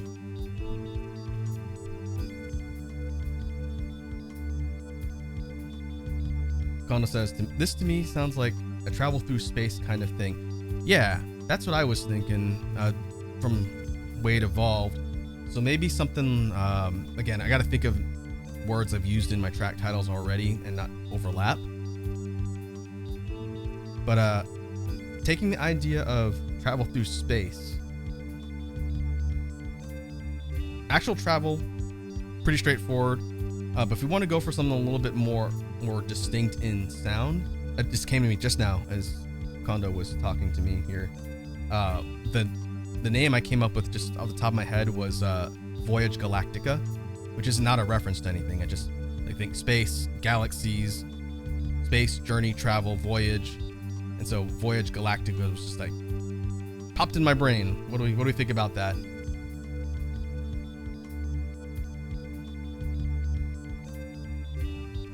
I don't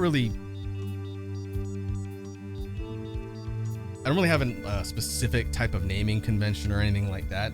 I try and make it somewhat distinct so that it doesn't just blend into the sea of other similarly named tracks when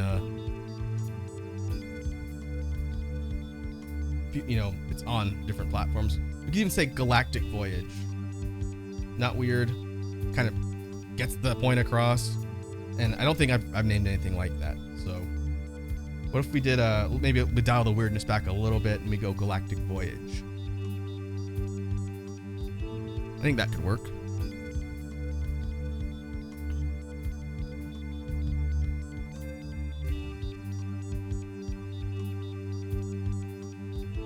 I do want to do another electronic type album. I've started mapping out some ideas for that one, so I'm gonna put this suggestion there as opposed to in one of the other lists I've got on this notepad doc.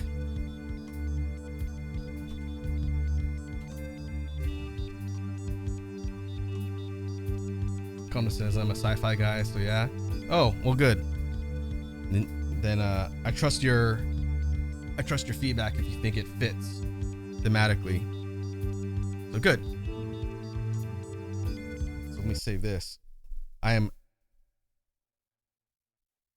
notorious for forgetting to save my work on these loop stations, and it hasn't happened in a while, knock on wood, but a couple times when we were doing these, I was recording something and I accidentally flipped to another loop track, which was like opening a different file, and I hadn't saved, so I lost whatever I was working on, and I was very disappointed.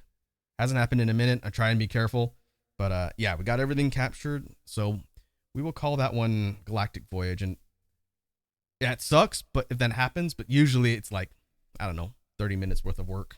Nothing catastrophic. If I've been working on something for a while, you can be sure I'll be saving constantly so that doesn't happen. But yeah, that's also why the save reminder redeem is there. I'm not saying you got to throw it now, but if you see me running through stuff and noodling around and I don't mention saving it, because I'll usually say I'm just so everyone knows I'm saving it, feel free to remind me, because if I lose my work, it is a giant waste of time and very embarrassing. All right. So let's try and do another one. We've still got a chunk of time. Kona says that's why that's there. I like that. It's not just for this. It's also for if I'm playing a game or, drawing or doing anything where I have the risk of not saving. That redeem is there just to remind me. Streamer brain. I get distracted really easily. Okay. Let me save a new file.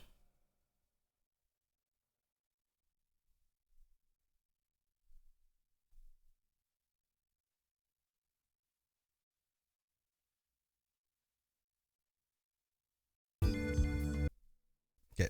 We're going to clear this off. And we're going to start the whole process over from the beginning. And let me save it when it's blank. That way I don't flip to it. This one, let's pick the pace and sort of intensity up a little bit.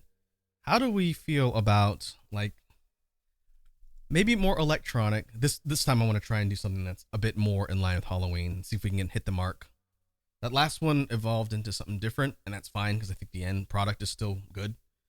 But for this one, let's go for something a bit more heavier and more aggressive. I'm thinking like a hip-hop-ish type of beat and rhythm and tempo, something constant that's got kind of a driving force as opposed to the last one, which was a bit more, subdued and chill. But I want to go a little bit heavier, something that sounds more oppressive or aggressive and like darker, again, Halloween themed, potentially. And so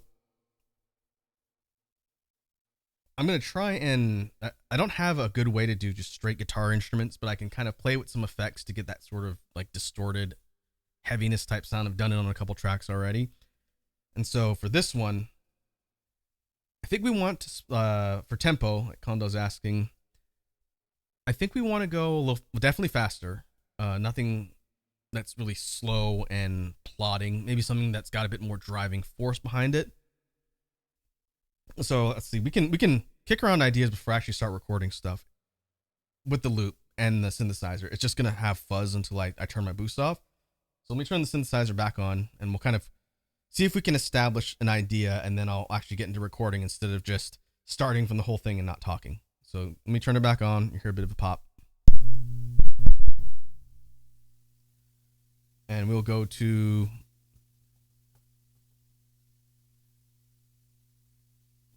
go rock drum kit. I tend to mix up the percussion instruments from, there's like 8 different drum kits on the synthesizer. So I'll pick and choose, kicks, snares, hats from different ones. So I'm not just using the same sound set for everything. But again, you hear fuzz until we start. But I was thinking like, ooh.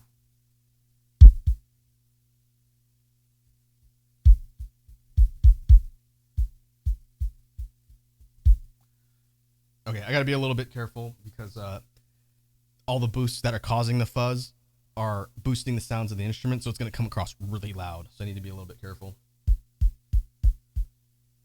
That's fine. This is gonna be about as loud as my speaking volume for now, but like for a beat. I was thinking, let me try and put something together. We'll loop it back and see what it sounds like, and then if it's a good jump off point, then I'll go and start recording things, and I'll turn the boost off and I get the fuzz out of there. But like, where's my snare?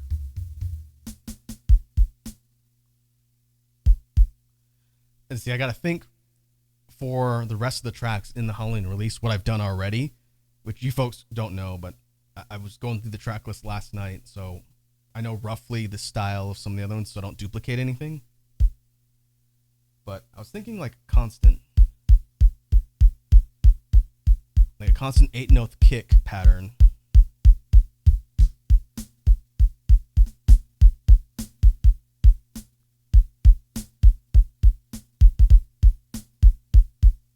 That is similar to another one, but it's kind of the idea as far as like the pace and tempo.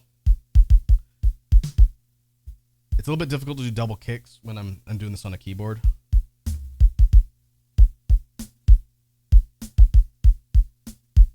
That's not bad. This is a bit more of a staggered offbeat, so it's not as plodding. But if we take that and we kind of combine it with some like heavier bass and some more kind of oppressive and aggressive sounding synth lines, then that could work. So something like,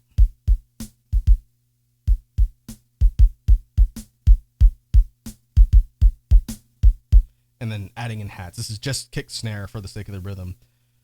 You can add in some more hats and maybe some other percussion stuff to sort of build out that rhythm, and then we could use that as a good starting point, I think.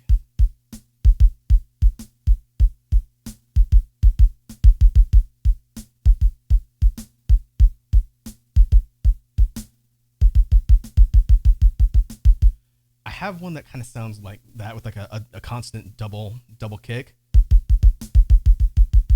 Actually, I don't have one that sounds quite like that. What do we think?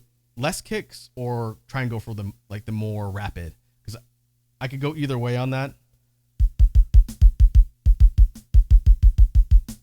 And that kind of splits the difference and combines the two.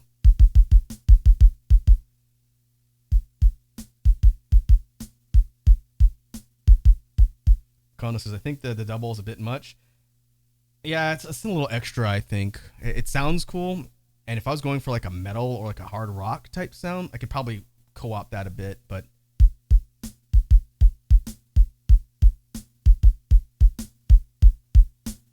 if we simplify it and then again add some additional hats and things around that, then it'll be less like,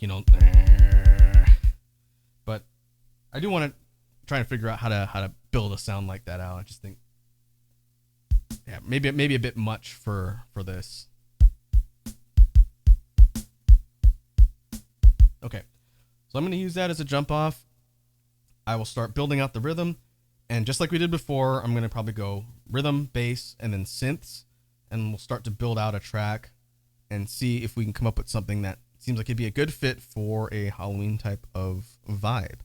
So with that, I'll turn the boost off and we will see what we can come up with.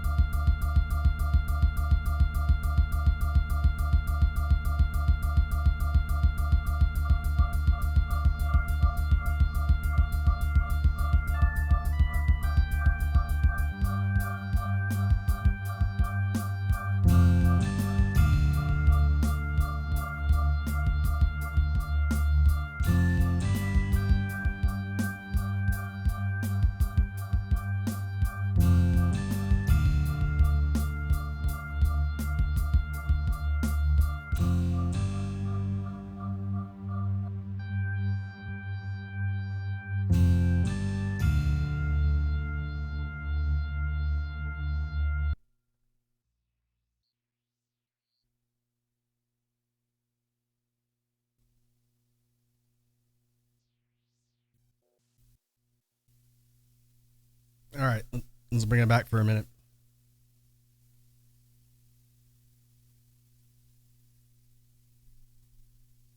Okay, let me turn off the synth again, get rid of the fuzz, and we will talk about what we've done here. One thing I did to reduce the amount of distortion that comes across when I'm recording these, in addition to turning my mic boost on the loop off, I also turned the actual mic input all the way down.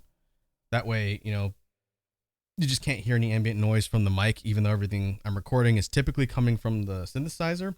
There was a point, and I'm sure anyone listening heard it in the playback as I was messing around with it, but I was looking at the saxes, trying to figure out a good complementary melody before I ended up with that really high one at the end. And I went to baritone sax and hit the low register and just made a gigantic fart noise in the middle of the track as I was noodling around with the notes. And I'm sure it was obvious people could hear it, but as soon as I did that, I just went, nope, really loud, but you couldn't hear it because my mic was off. It would have been funny. But yeah, that one wasn't going to work. So I definitely abandoned that idea, went with oboe, and I put the oboe through a filter, which is how you're getting the sound there. But if we listen to what we've played back here, starting with the rhythm. So what this ended up doing is kind of a rock-ish type of rhythm, but not quite as, you know, crazy as having like double bass, triple bass kicks and all that. But we start with the bass line, and then I did a little bit of tinkering around with the bass. And so to start playing it, I'm going to explain something that I don't think I mentioned at the top of the explanation of the loop station here. So I'll turn this on. In addition to being able to capture a looped sound, what you can do is overdub on top of that on one single loop track. As far as I can tell, you can do it forever. I've never had it stop looping. It just records on top of it and it layers on one track. So that's why you hear on the bass, there's like 4 different instruments here. It started with a synth bass with the low end boost for guitar to bass. I added strings, so you can hear a bit of orchestral strings following the same melody. And then I added in a harpsichord, which is one of my favorite instruments. And it's a 2-octave harpsichord, so it follows the same notes, but then I jumped it down an octave. And so there's two layers on the harpsichord, and the whole thing sort of blends together, and that's using the overdub to layer sounds on top of sounds. And it's a very, very handy and very powerful way to build out your loops beyond just, you know, one sound and one loop. You can basically keep adding to it. That's how we do it with the rhythm. I started with the kicks and then the snare, and then I'll overdub the hats on top, and if I add another thing, I'll layer it on top of that. So very, very strong tool. You can do a lot with the overdub feature, and it's, as far as I can tell, infinite. Moving on, we have the highs.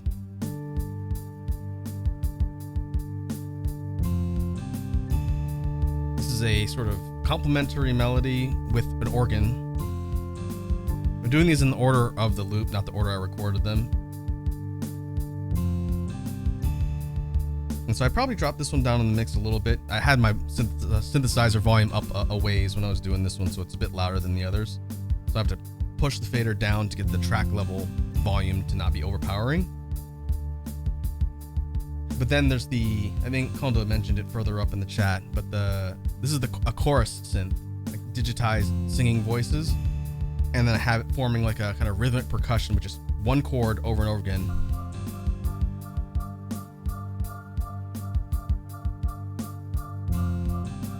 Which I know I've done on a couple tracks. I'm gonna have to listen back to some of the other ones I've done and make sure it doesn't just sound like something from another track, but it functions as such a good like punctuating constant. And even though it doesn't change, the melody doesn't change, it's the same chord just over and over again. Here, I'll drop it down a little bit. Hey, Ladybug's here. I'll go ahead and pause for a sec. What's up, Ladybug? Welcome to the stream. We are doing some BGM brainstorming, and this is the second track that we've come collectively with our shared brain cell come up with. And this one is a potential entry for the Halloween project in October. And so I'm going through, we just finished the recording part, and now I'm showing off what each track of the overall thing sounds like and kind of explaining how I put it all together and kind of came up with the ideas. And so here, I'll drop the volume down. Let me know if it's too loud and you can't hear me, because I don't want to be competing with the loops. But if we take 1 through 4.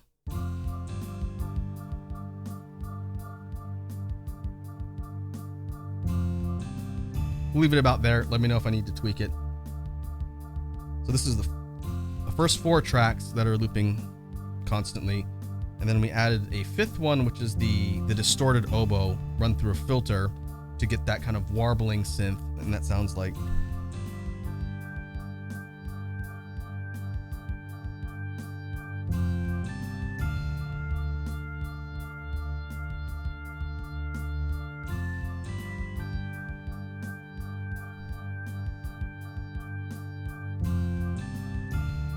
And I think this one is going to need to be probably lower in the mix because it's so kind of sharp to the ear.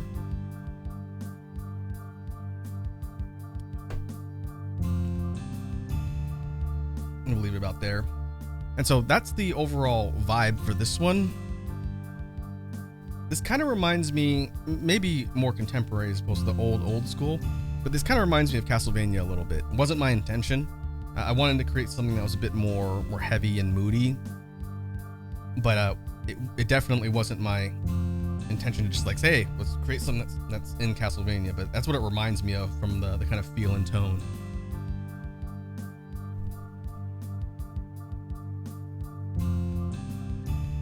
I think it's the combination of like the harpsichords and the bass line and the organ. It sounds like something you might hear as like a level theme in a Castlevania game, which that works for me. It wasn't my intention, but I do like Castlevania music. So think about how the song would actually be performed. And this one, if we were to start from the beginning, I think this one probably needs to start in the reverse of the other one that we did. Oh, and I see Kondo is going to go cook dinner. Well, thanks for tuning in, Kondo. It was great hanging out with you and chatting a little bit. Hopefully this whole music process was interesting. You can expect to hear these tracks in a release in the future at some point. But have yourself a good dinner, and I will catch you in the next one.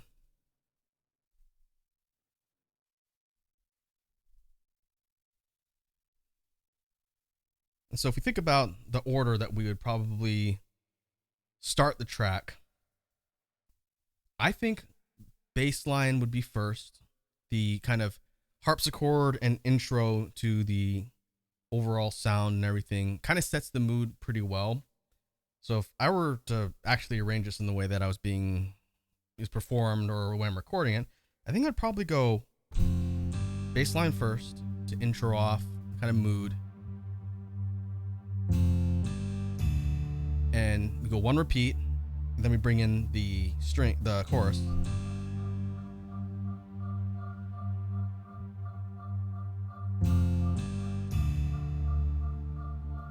And then we go into the beat.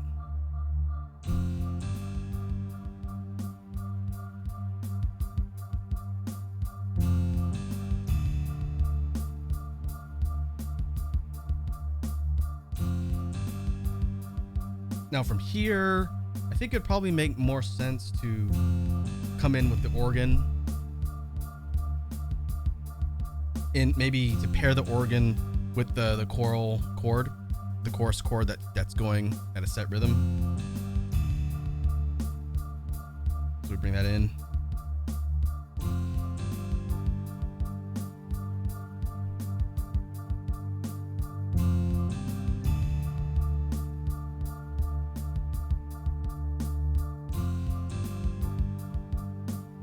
And maybe we have a transition between this and then the next part of the song by dropping the beat out. So we go.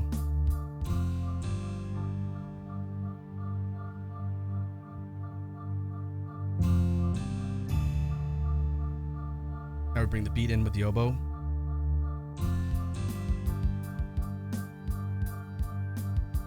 The question is, does the organ conflict with the oboe too much?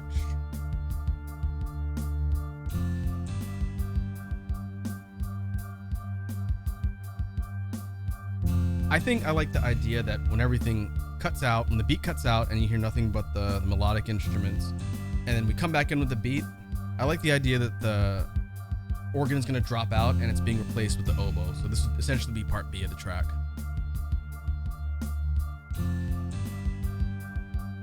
As then your ear is not kind of splitting its attention between the organ and the oboe. Instead, it's immediately drawn to the oboe, and then you can hear the chorus synth in the background just doing what it's been doing the whole track.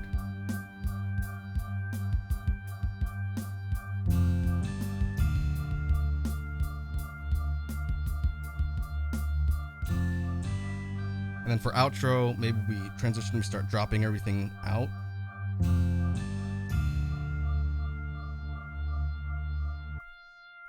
And then last thing you hear is be like the last note of the oboe part, and we would cut the track off before it repeats and starts back at the top of that cycling melody. That could be a good way to do it. We have it at outro and sort of start peeling the instruments off one by one until you're just isolated with the chorus synth, and then the oboe part.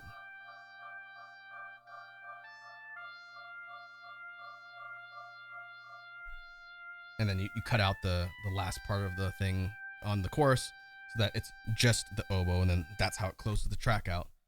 That's not a bad idea for how it would start off or finish from. So it's intro, part A, part B, outro. So let's start from the top and then kind of recap and see how it sounds. So we start with bass line. So I'm going to just go through in order. I'm not going to talk through each phase. I'm going to perform the song the way we just talked about. We'll see how it sounds, and then we'll wrap up. Money on my mother, mine. Cop 5 haircuts at the same time. White gold pants, jet ski made of wine. Foie gras bust of Albert Einstein, get money. That is incredibly loud in my ears. But Sour Lad coming in with the resub. Thank you for the resub, Sour Lad, aka Best Mod. How you doing? Welcome to the stream. Hope you are doing well this Sunday, Sour Lad. Also, I completely forgot to mention this earlier, but new command for, I think everybody has access to this, and I need to plug this several times a stream from now until the end of the month. But if we do EL, we now have a command for the Extra Life charity being put on by the Team Toxicure team, the Team Toxicure people. And so I am going to be doing something for content coming up. I haven't figured out when yet. Sour Lad, the command is just exclamation EL, because I can't be bothered to write out the whole thing. So if you do EL, it should drop in the link like so. But the Toxicure conglomerate is doing a charity for the Alberta Children's Hospital, and the big event, streaming event, is at the end of the month, Labor Day weekend for the States people. And there's going to be a whole slew of streaming events and things going on and giveaways for prizes. So you'll hear me plugging this between now and then to donate to the charity if you can. I will be in Canada. I don't live in Canada. I will be in Canada for the event and participating in the streaming content and there as a additional participant. So again, if you can throw money at this, please do. It's for a good cause, and all of us participants will suffer in addition to you being able to win some cool prizes. Yeah, Sarlat said, let's make Matt bald. He has to shave his head at 10 grand, I believe. But yeah, I'll be plugging this, and I want to do something like a challenge on stream before the event, like maybe a week before on my streaming content. I haven't figured out what yet, but I am planning things. So, yes. Extra Life, good cause. Donate if you can, or at least come and hang out and watch the chaos. So that's a plug. I need to do it more often, get some more visibility. But to circle back to what we were talking about here, let's run through the track from the top. Going to show off what we've created so far. I'll need to come up with a name, maybe with your folks' help. Again, this is a potential entry for the Halloween project, so think of spooky things as we go and preview the whole track from start to finish. So let's get started. I'm going to up the volume a little bit, and then I'll turn everything down when we're done.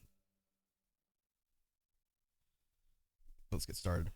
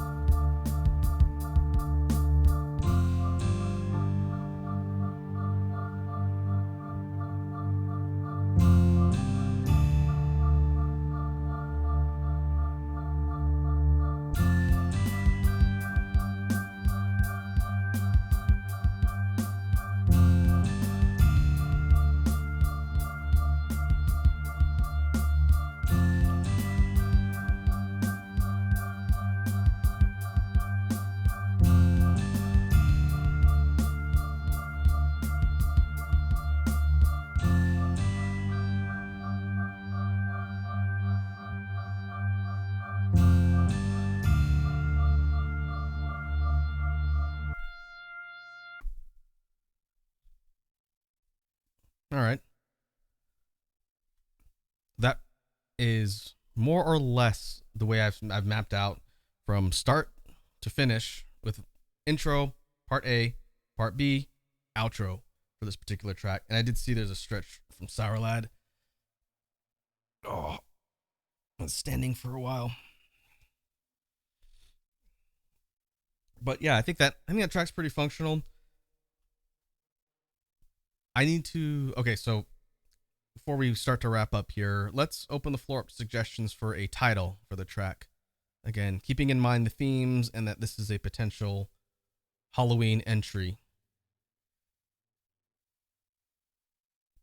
I'm thinking, and I could tell you folks based on any suggestions if I have another track named similarly too. So feel free to mention anything you could think of. But to me, this one kind of sounds like almost like a religious cathedral-ish theme with like the organs, the harpsichord, and the choir synths that are going. It sounds like some sort of like ceremony or ritual, which is kind of the theme overall of the project. But it sounds like something that's being conducted, and not like a good and virtuous type of ceremony. It sounds more like a sacrifice, which I do have a track in the mix that has to do with sacrifice. And so this would be a good one in the progression to follow that one. Like the first one is like looking for a sacrifice, looking for a subject to be part of this ritual. And then this is the song that would actually be the ritual itself. So I'm thinking an idea that has to do with some sort of, maybe not the word ritual because that'd be too close to the title of the overall album itself, but something with, ceremony, or what's another word for like a, not seance, that's when you try and talk to the dead, but something with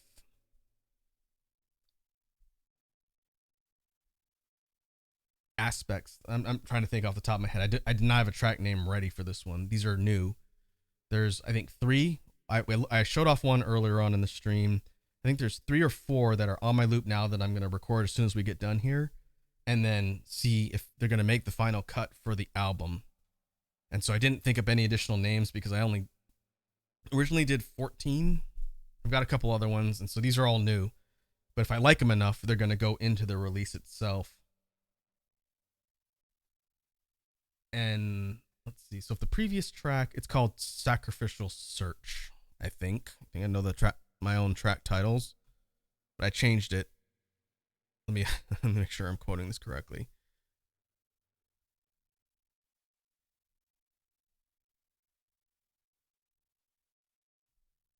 Ladybug says, I'm trying to think around a name that captures aura, but vocab is lacking. That's okay. This is a collective brainstorming session, so there's no right or wrong or silly answers. I will say if like someone, it's got to be thematically in line with the other tracks and the overall feel of the album. So if someone was like Among Us twerking as a suggestion, that's not really going to fit in line with the theme, but you guys know that. Starlet says Ritual Beginnings. See, the problem, and that's a good suggestion, the problem is the title of the album has the word rites in it, R-I-T-E-S, like ritual. And so we don't want to have the word ritual in any of the track titles because that's the name of the album. Part of the name of the album, rather. But I'm just checking this real quick. Yeah, it's Sacrificial Search would be coming before this in the track order. So something like Ceremonial Altar wouldn't be bad, because I don't have anything that has to do with like an altar or like a scene type track. I'm just looking at the ones I've got now, in the 14 I've got recorded.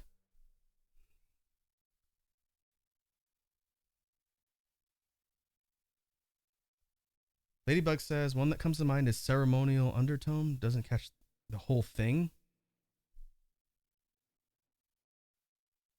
No, but I think you're onto something there. I like the idea of ceremonial because again, it's progression wise, it fits in line with the track before this. Undertone is a bit too subtle, I think. This is not a subtle track. It's not like, oh, there may or may not be something sinister going on. It's a bit more overt.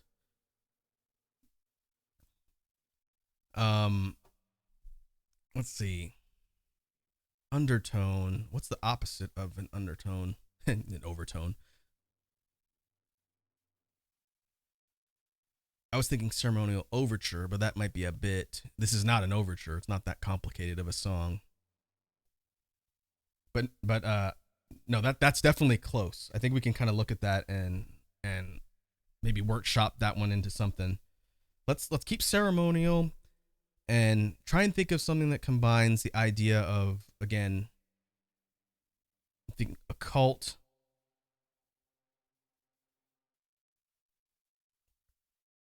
cultists. That's sort of a running theme for part of the tracks, like occult. Sarlat says, what are they sacrificing for? A demon? Let me look at the list here. This would be based on, this would be a sacrifice for control of the dead, based on the rest of the tracks here. And the way I structure it would probably build on that idea. And so this, whatever group is conducting this ceremony, is doing so in order to gain power, some sort of like forbidden or arcane power to control the dead. Now, one thing I thought, if we think cult, an organization like a cabal or some sort of group that's conducting the ritual, the idea that came to mind, and you folks let me know what you think, was ceremonial zeal. You think people who are fervently zealous for their cause, zealots, that's where the word zealot comes from. Ceremonial zeal would be like, all of these crazy people in one place that are trying to, further whatever agenda it is through this act they're committing. And so that's where the zeal part comes in. And ceremony is this whole sort of thing that's going on, being fueled by this conviction from this group. So what do we think about like ceremonial zeal? It's a little bit vague, so you don't really know exactly what the zeal is for. And that's the point. It's not supposed to be like, hey, this is a ceremony to raise the dead. That's a little bit too on the nose. I like it to be a little more open-ended than that. Sarlat says ceremony of brotherhood.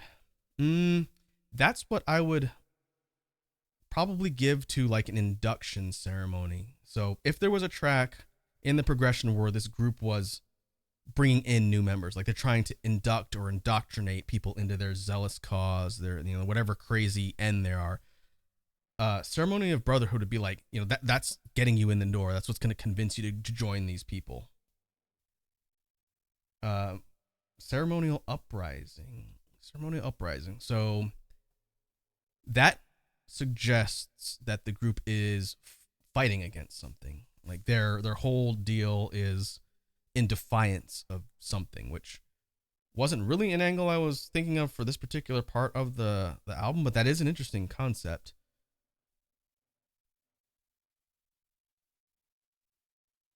Like an uprising against the natural order, maybe if you wanted to get like onto the religious side, it'd be like uprising against the deity or, whatever is considered quote unquote just and good in this universe of things. That's not actually bad.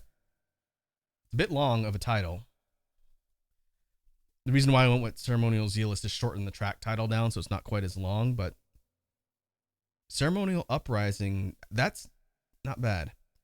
Another thing I got to think about, this is just for you folks here because I haven't talked about it. There's going to be art that goes with each track. I'm still working on how that's going to play out, but the track has to be represented by some sort of art, and I don't want to murder my poor artist that I'm working with. So I'm trying to avoid like really abstract ideas that are difficult to draw into some sort of concept. For this one, we could totally do like a bunch of like cloaked figures, or, you know, like a group gathering at some sort of site, altar or something. You could totally do that for this, and I think it'd work out perfectly fine.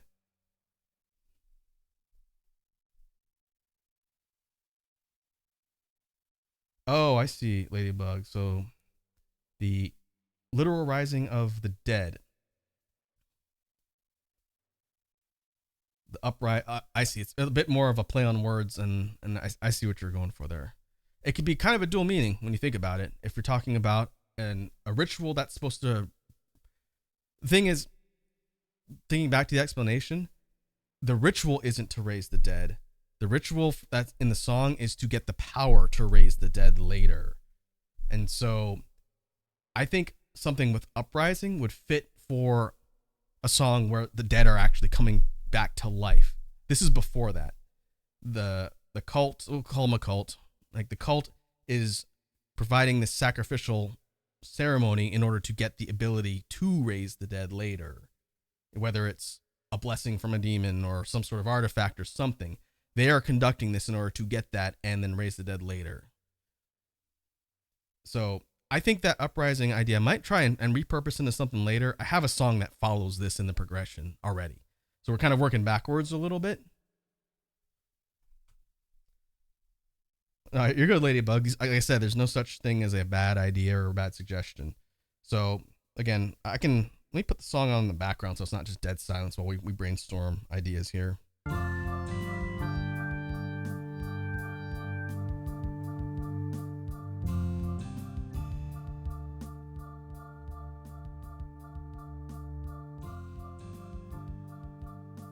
And so, focusing back on the idea of the ceremony, the intention, appeasement, you know, gaining favor with some sort of entity that's going to grant the power to do whatever it is. Starlight said, ceremony of the dead phoenix. Dead phoenix, huh? So that would be the name of the actual ritual being conducted. That is a little bit of a contradictory title, though, because phoenixes are immortal. They don't die. They die and come back to life immediately and resurrect. And so it would depend on, if you went with a title like that, are you trying to suggest, and again, this is thinking out loud, I'm not trying to put down your idea, is the idea that whatever phoenix in reference there has been permanently killed and is being used as the sacrifice, or is the person being appeased the phoenix itself? Because that would definitely inform how the art goes for this thing. I think the idea of appeasing a phoenix deity to get the power to raise the dead is cool, but phoenixes are considered like virtuous and righteous and like holy type beasts with their ability to resurrect, you know? And they're seen as really divine type creatures. They wouldn't be something you're conducting like a ritual sacrifice to appease, unless it's like an evil phoenix, which I don't think that's really a thing. And so I like the concept, but the idea seems to clash a little bit with like actual phoenix lore, you know, from mythology and whatnot. But we could repurpose that a little bit and make it like ceremony of something, or of the something. But I think we need to kind of focus on something that's going to make logically and thematically a bit more sense than like a phoenix. If anything, and this is just speaking ahead to like a resolution for the entire album, if anything, the idea of a phoenix would probably come into play when it comes to like sending the dead back, you know, returning the dead to the ground and, you know, undoing what animates them and creates undeath. If anything, like a phoenix type presence would be more in line with like redeeming the souls, undoing the unnatural whatever it is that's happened. And so it's definitely an idea that I think might fit in overall. I haven't even thought about that because it doesn't have that type of resolution. At least not the way I've written the song so far. But I think if we can focus in on the point of the ceremony, either focusing on the intent, which is appeasing some sort of entity to get the power to raise the dead, or focusing on the entity itself, because it could be either of those things. You could say it's like, the ceremony of, you'd have to make up like a creature or something, which might be a little bit hard to draw, because then you have to do like a creature concept for like a demonic god or something that wasn't really the intent. So maybe focusing on the point of the ritual is better. I'm trying to think like on the fly here, because I think we're pretty close to having an interesting idea. And the reason why I'm scrutinizing it so much for this one versus the one that we did earlier is because this one fits into a progression of songs. The other one is that we did earlier in the stream is a standalone. It can go wherever I want. This one's got to sort of fit into a progression between, different points in the track list. I don't even know what number track it's going to be because it's not final yet.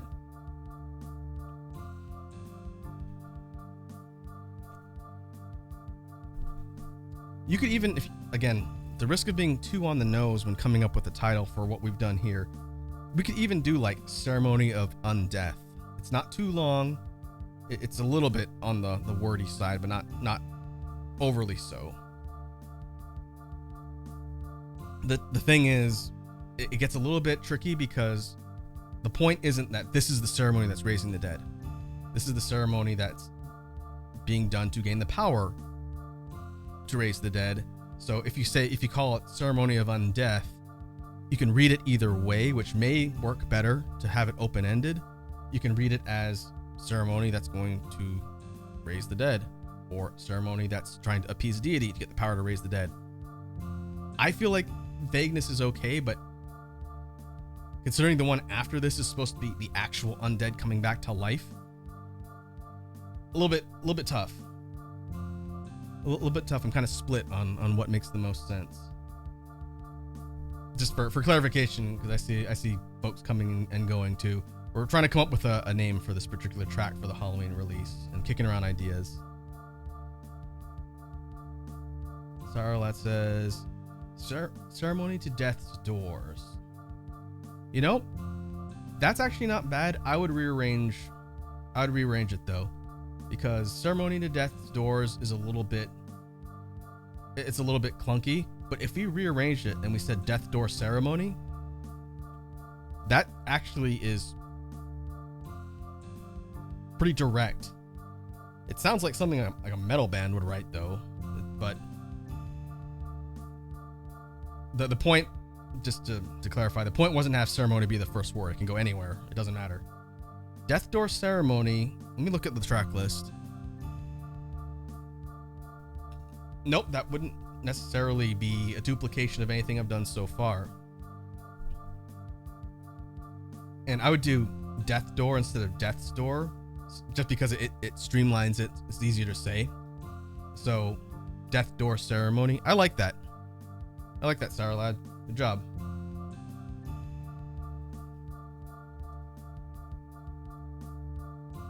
I'm going to write that down.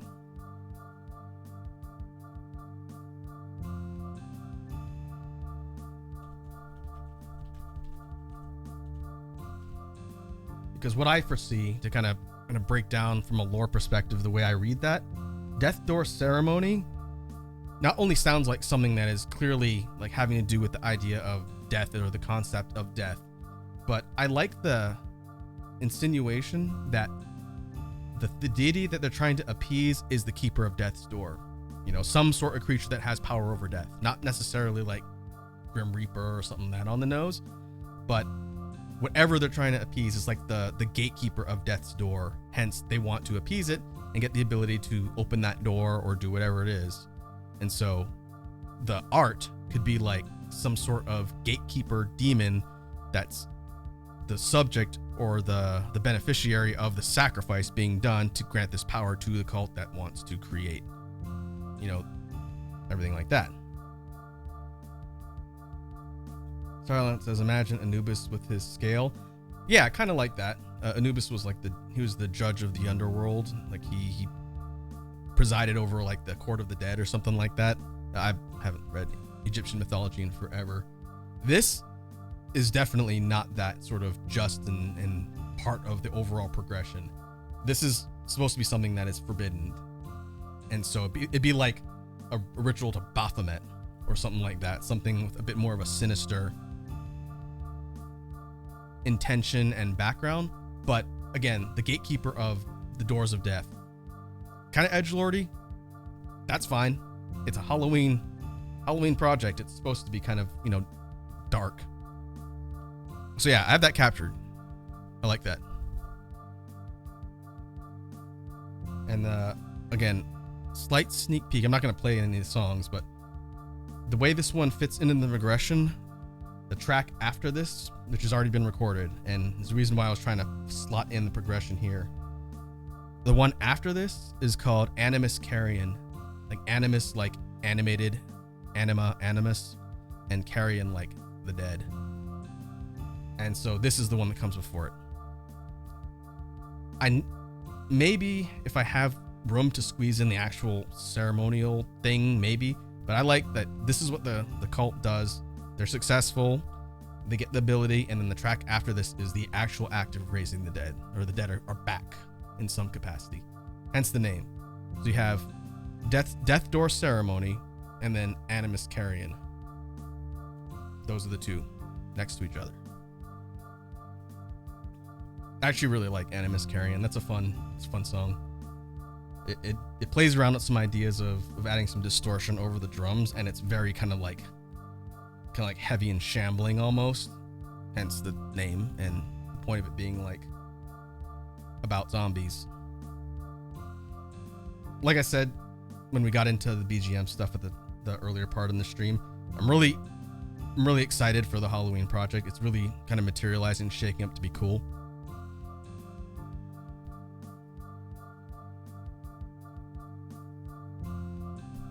And there'll be more to come probably when we get through September, as far as maybe getting some little snippets of previews and stuff. But Ladybug says, ceremonial door of death. I am obsessed with ceremonial. Ceremonial door of death. That's a bit long and kind of cumbersome as far as a title goes. Switching it around to death door ceremony makes it really easy to kind of roll off the tongue and streamlines it. If I wasn't too concerned about, streamlining the track titles, I would totally write ones like what you're talking about, where it's like, the track title of something might be The Ballad of 100 Dead Soldiers That Have Returned Out of Vengeance, something like a power metal band would write, because it's ridiculous, but it doesn't really play too well when it comes to creating an actual product. People will look at it and go, I'm not going to listen to like a track with 7 words in the title. Are you kidding? But it's funny. Starlight said the key to Pandora's box.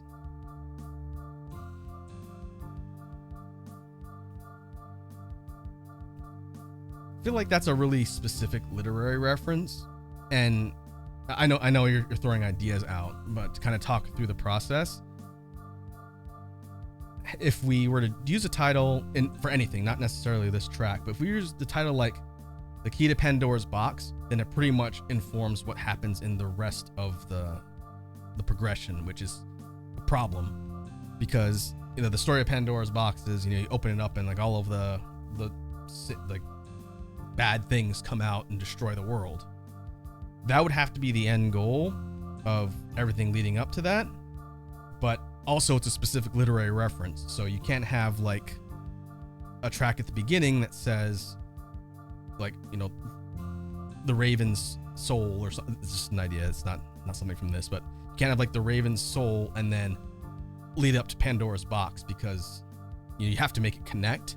And I definitely wouldn't want to do specific literary references. I don't want to do that, because that to me is a little bit of a cop-out. That would be, again, your idea is not bad, but I'm explaining why I don't think it would work in this case. That would be like if I had a track on here called like the Ark of the Covenant or Opening the Ark of the Covenant. You know, it's something that people know, it exists, but the point is to invoke something original and, you know, maybe have little elements that take inspiration from stuff like that. But in the same way you wouldn't want to put like the Death Star in a Halloween release. You might have to like switch it around and be like, you know, the Star of Murder or something. One, because it's probably a copyrighted name, and two, like it invokes imagery when someone thinks of it. Even if it was like a constellation, if you said the Star of Death, people are gonna think, oh, Death Star, Star Wars. And you got to kind of think what the reader and listener's association is going to be when they see the title. And so that's all the things that I got to kind of think about and try and figure out what makes the most sense. It's nothing groundbreaking or profound, but when figuring out how to name these songs, I kind of had to think about overall the quote unquote story that's trying to be told. And also, is the person reading it going to have like an idea of something else? Is it going to like distract? I saw that said Reaching into the Abyss. That's a good one. Let's see. I have one on here that is kind of tangentially related to something like that. It's not exactly in its style, but for like Reaching into the Abyss, that could be functional. I'm gonna write it down. I don't know if I'm gonna be able to use it for this project, but I like the title because it's very deliberate, and it definitely could be part of progression when it comes to like intent, whether it's a party that's kind of like what we're doing here, conducting some sort of ritual or ceremony for something. Reaching into the Abyss would be like that. It'd be telling that event. It tells an event. But I do like it, so I'm gonna write it down.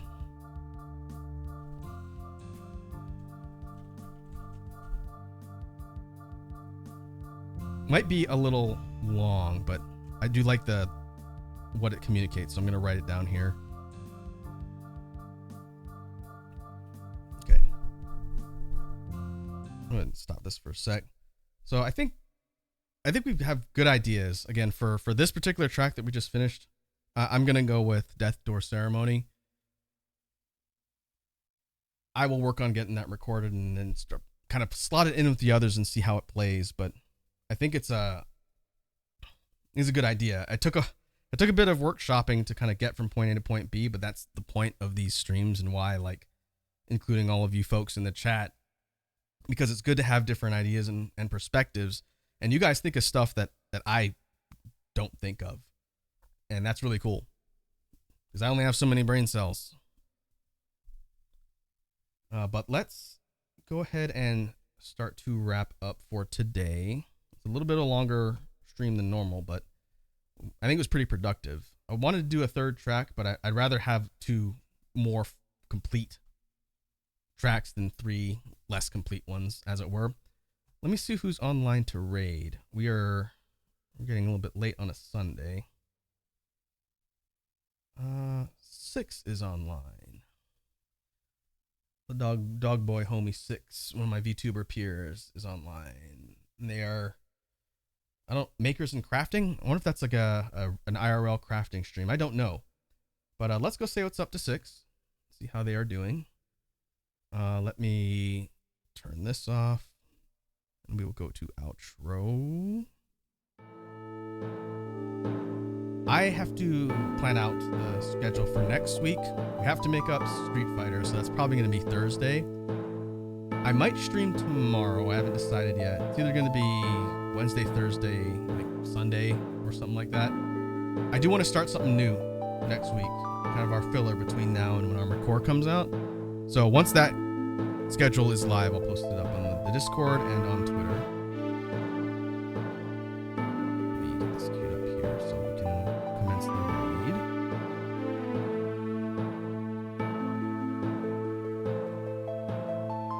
But once again, thanks to all the folks who came and hung out. I appreciate everybody giving me input for the stuff that we make here. Hopefully it was entertaining seeing like the whole BGM brainstorming and loop station process.